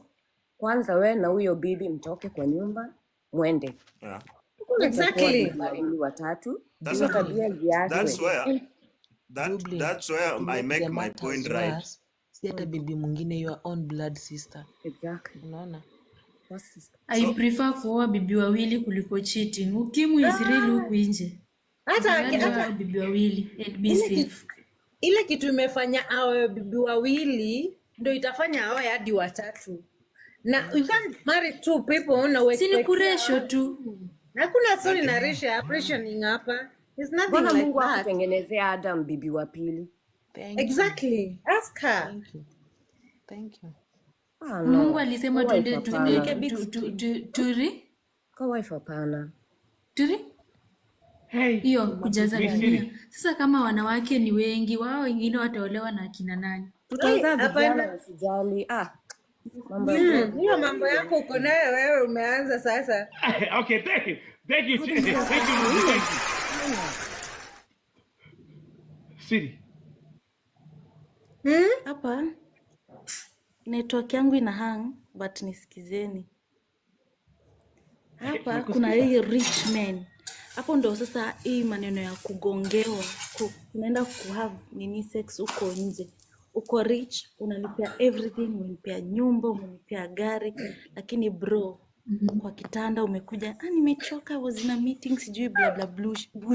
We, Keep cooking. Keep cooking. Hapo ndo That's right. Yes, I'm cooking Nelson juu umesema kina Elon Musk sijui nini. Hao watachitiwa because they don't have time in bed. We, tunataka secretary. When you must say daily, I understand. I got that point. But what you're saying If is, you want, Siri, if you got a guys you point. want to You're understand, saying is, if you want to Eh? understand, ask Lilian Nganga. If you want to understand, ask Lilian Nganga. mimi sijui ni nani. Hao ni Morocco celebrities. Hao tuwajui. But now, Host. Let me Host make a point. What Miss Siri is saying is, unaona hapa America, Abel. Let me give you something. Yes. Unapata a very wealthy, I'm talking about wealth. There's a difference between rich and wealth. Unapata a wealthy husband amegongewa na shamba boy. Kale kajama kanakuja hapo kulima maua. Kanamgongea bibi yake. Kakware. I'm telling you, that is what Miss Siri is saying, Garden. Sex is important. Tutadinya tujakata. But I'm just going to make Sasa mi wanasema kama unaona that your husband is not good enough in bed and you feel like maybe okay anakupatia pesa, anakupatia everything but he's not good in bed, instead of cheating, so ndio utafute pesa yako alafu utafute mtu mwenye anakutosheleza. Siwi yake pebo, sisi pia women tumekuwa empowered. So do your thing. Wachana, okay, but you know what, Ruby? Kucheat is not just an option.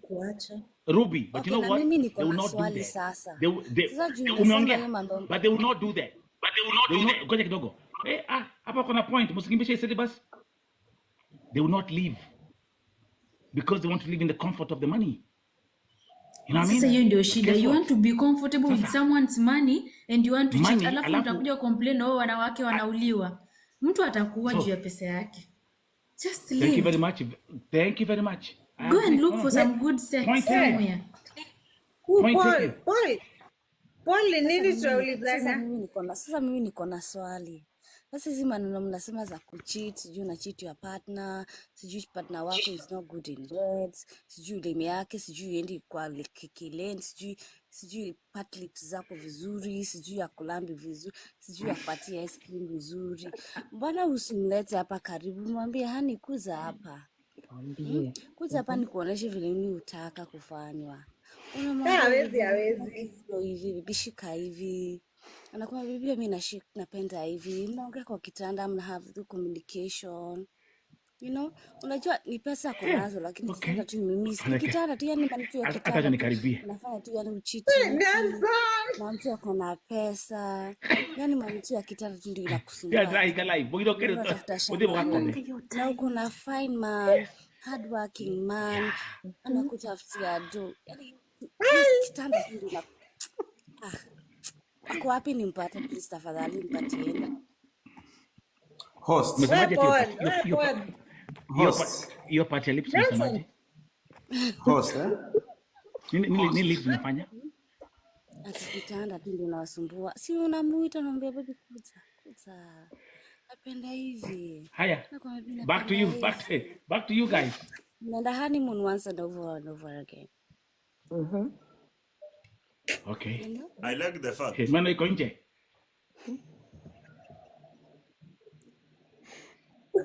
I like the fact, I like the fact. pia za kuspice up mambo. Kwa hiyo umenyamaza. Hata nyinyi Watu wanawake wamenyamaza. mnatufulumu sometimes.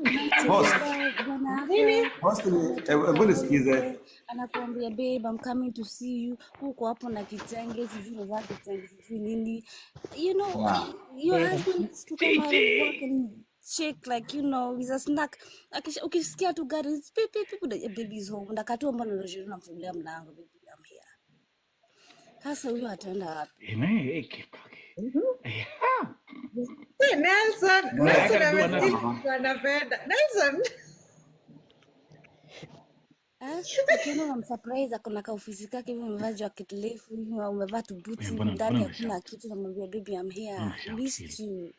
I missed you. What are we doing? We are family. Let's shut up the story mob. Waambie. Tell your man what you like. Why are you scared? Lakini ukienda kwa shamba po unamwambia ni koroge hivi nisigeuze. Why don't you tell your husband to do the same thing? Wala wa hivi. Tell the shamba boy to do it. Wala kupaka mate. Hebu imagine that guy, imagine ni 2024. Na bado unapaka mate. I mean, keep talking. Your husband is your partner. That's right. Hata kama unataka kuweka kidole kwa nini, mwambie. That's what I like. Nelson, tuko mwaka mpya. Na mambo mapya.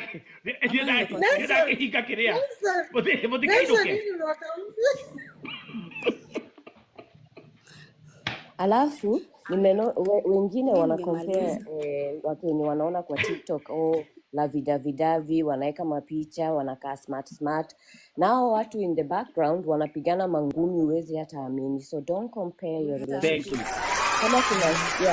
Kama kuna kitu inakubo just ongea na yeye, kwani atakuua, si mwambie tu lakini unamwambia hata kama ni kuoga, unamwambia wewe oga kidogo, you know, vitu kama hizo. Communication inasaidia sana.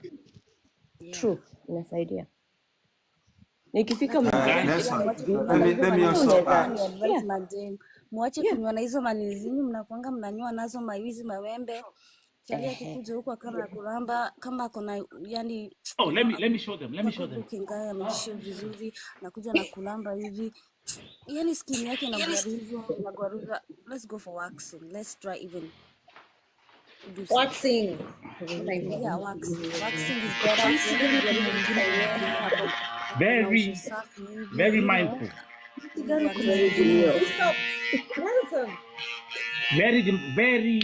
Very mindful. Don't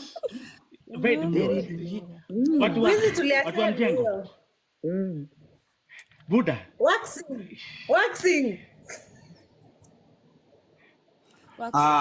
Nelson, away from all this, pia mi huwa nahisi that some women cheat because they just want to.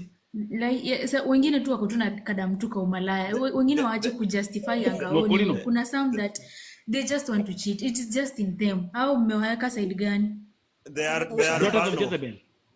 Au mnaweka side gani? Wale tu wenye tu wana cheat pia, hata wanawao their husbands are good, everything about them is good, they have money, but they just cheat. Wanawake pia wanaume.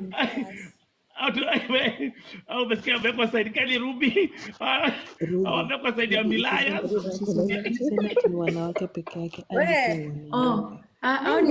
Ni Milaya. Ni Milaya. Lakini unajua kujustify mwanamke kuchita hapana. Kujustify mwanamke kuchita hapana. Hiyo kujustify hapana. Don't justify cheating. Ruby, no one is supposed to cheat. Wewe una support wanaume. Hakuna mtu anafaa cheat. Mimi na support tu wawe bibi more than one, but was cheat. Unajua kwani nyinyi mnaogopanga nini? Mimi siogopi kuchitiwa, mimi naogopa ukimwi. Unajua kwani ukikufa na ukimwi watakuongea sana, but ukikufa depression wanasema ni pesa una. Kuna vile utakuwa safe. When you marry two people you can't cheat. They cheat with your friends. Most married who cheat, they cheat with your friends. Because you ladies, why do you introduce your friends to them? Why do you introduce your friends to them? Your husband's best friend. Au wengine wacha kwa introduce, watakuongea. nimalize point yangu and then you can comment. I have a fact there. I have a fact there. Unapika nini? Most Si men tuwekee who pia cheat, sisi. they Nelson, cheat with their friends' wives. Why? I have a fact there. Unaona sasa Wanawake saa zingine you women. hapo nimalize shift yangu niende home. Wait, one at a time. One at a I'm time. saying, Let's do one at a I'm time. saying, Sasa, let me finish first and you can talk.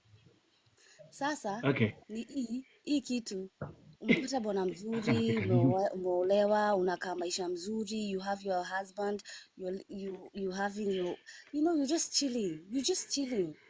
Alafu you invite friends zako harusi. It's not bad to invite your friends for harusi or for your reception or whatever. It's a good time. Love is a beautiful thing you're supposed to share with people that you love, your friends, right? But then we forgot, we ladies, I'm gonna include myself there as well. I'm not gonna exclude myself. We have this thing like, oh, once I get married, like, yeah, you get married, you have this fun, and then you go ahead, you go to the honeymoon, you're with your husband, you're enjoying your honeymoon, huh? Then your friends are waiting for you. They're like, yeah, we can't wait for Nati to come and tell us how the honeymoon went. So they're just chilling and waiting for you. They're just chilling and waiting. So you don't have this boundary of realization, like, I'm a married woman now, and you have this list of friends. Some of them are single, some of them are in a relationship, but you're the only one person who is married. So you forget to set boundaries, like you're a married woman. These are the bye things that we guys. don't know mapema. Me, personally, if I have my own Phil. husband, I would never let my Bye. friends come into my house. Good night. No, We no, meet I'm not outside. sleeping. I If we want want to to end have up girls' my night, shift. we go outside, but I go back Go home. home. We meet outside. We can go have coffee, cocktails, whatever, lunch, breakfast, whatever. But you're not coming to my house.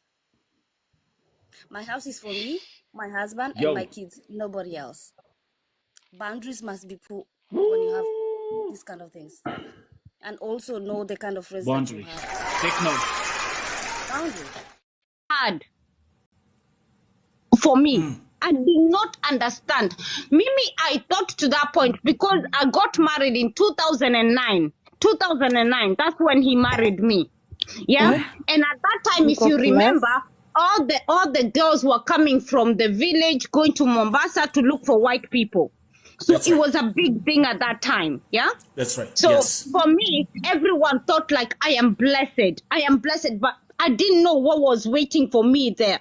Explain. This man made me become a sex slave.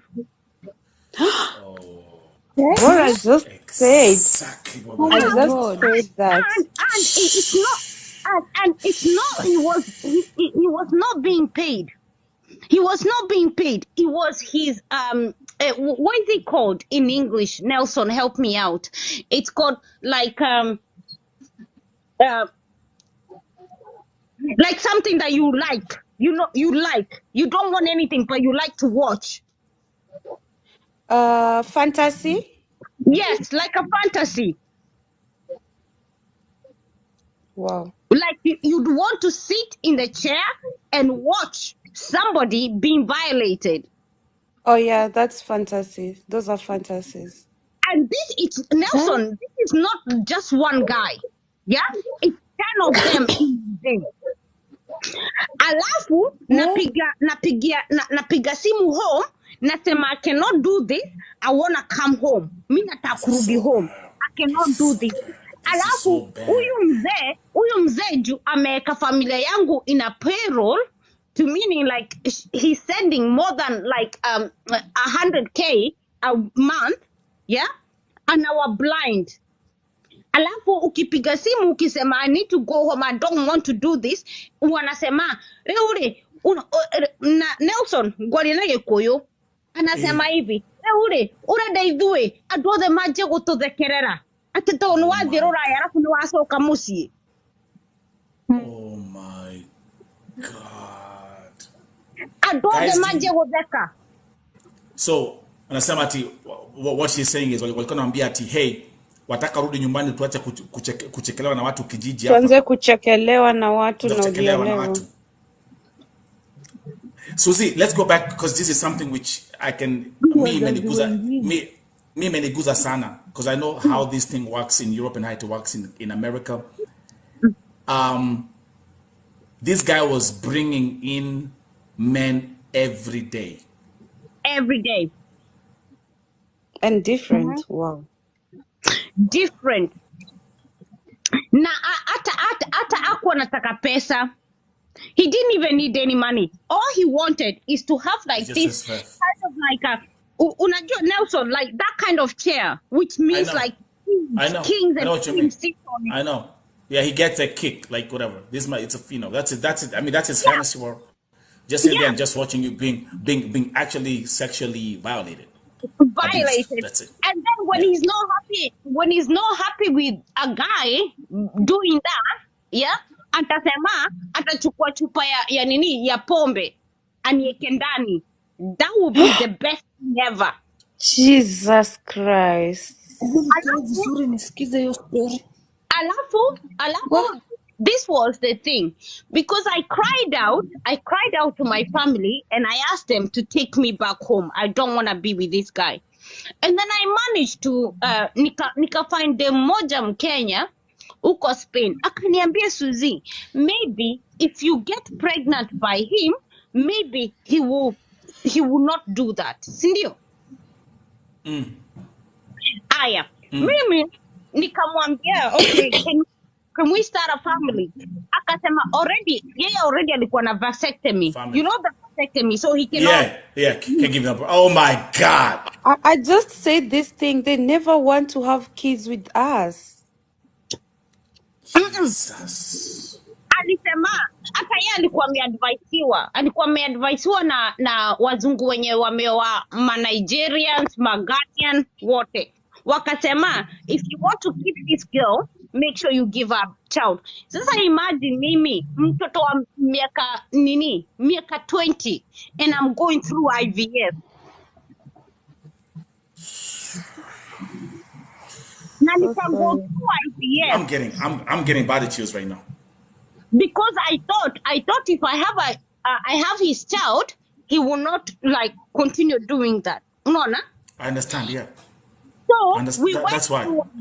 So we went through IVF and we had to go private because I was too young for the government hospital to allow me to go through IVF.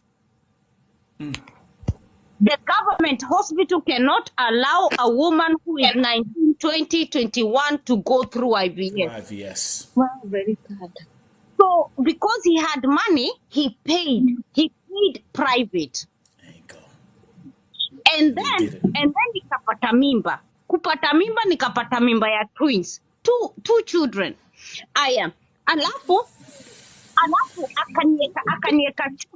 akanieka chupa, which ended up me losing one of my children and I was left with one. And then neighbor wangu, because he used to see people coming in and out of our house, akasema something is going on. Alafu akanipata, akaniuliza, Susan, where are you from? Nikasema, I'm from Kenya. Akasema, do you speak Spanish? Nikamwambia, me, I don't know how to speak Spanish. All I know is to say, hola, ¿cómo estás? ¿Cómo estás? Muy bien. Hola, muy bien. Muy bien. You know, those are the only words that I used to know. Na akaniandikia tu ka note, akasema, don't forget, I am not allowed to go out. I am not allowed to pick up any calls. I am not allowed to speak to anyone whatsoever. You're a slave. That's how they so do it. I am on lockdown.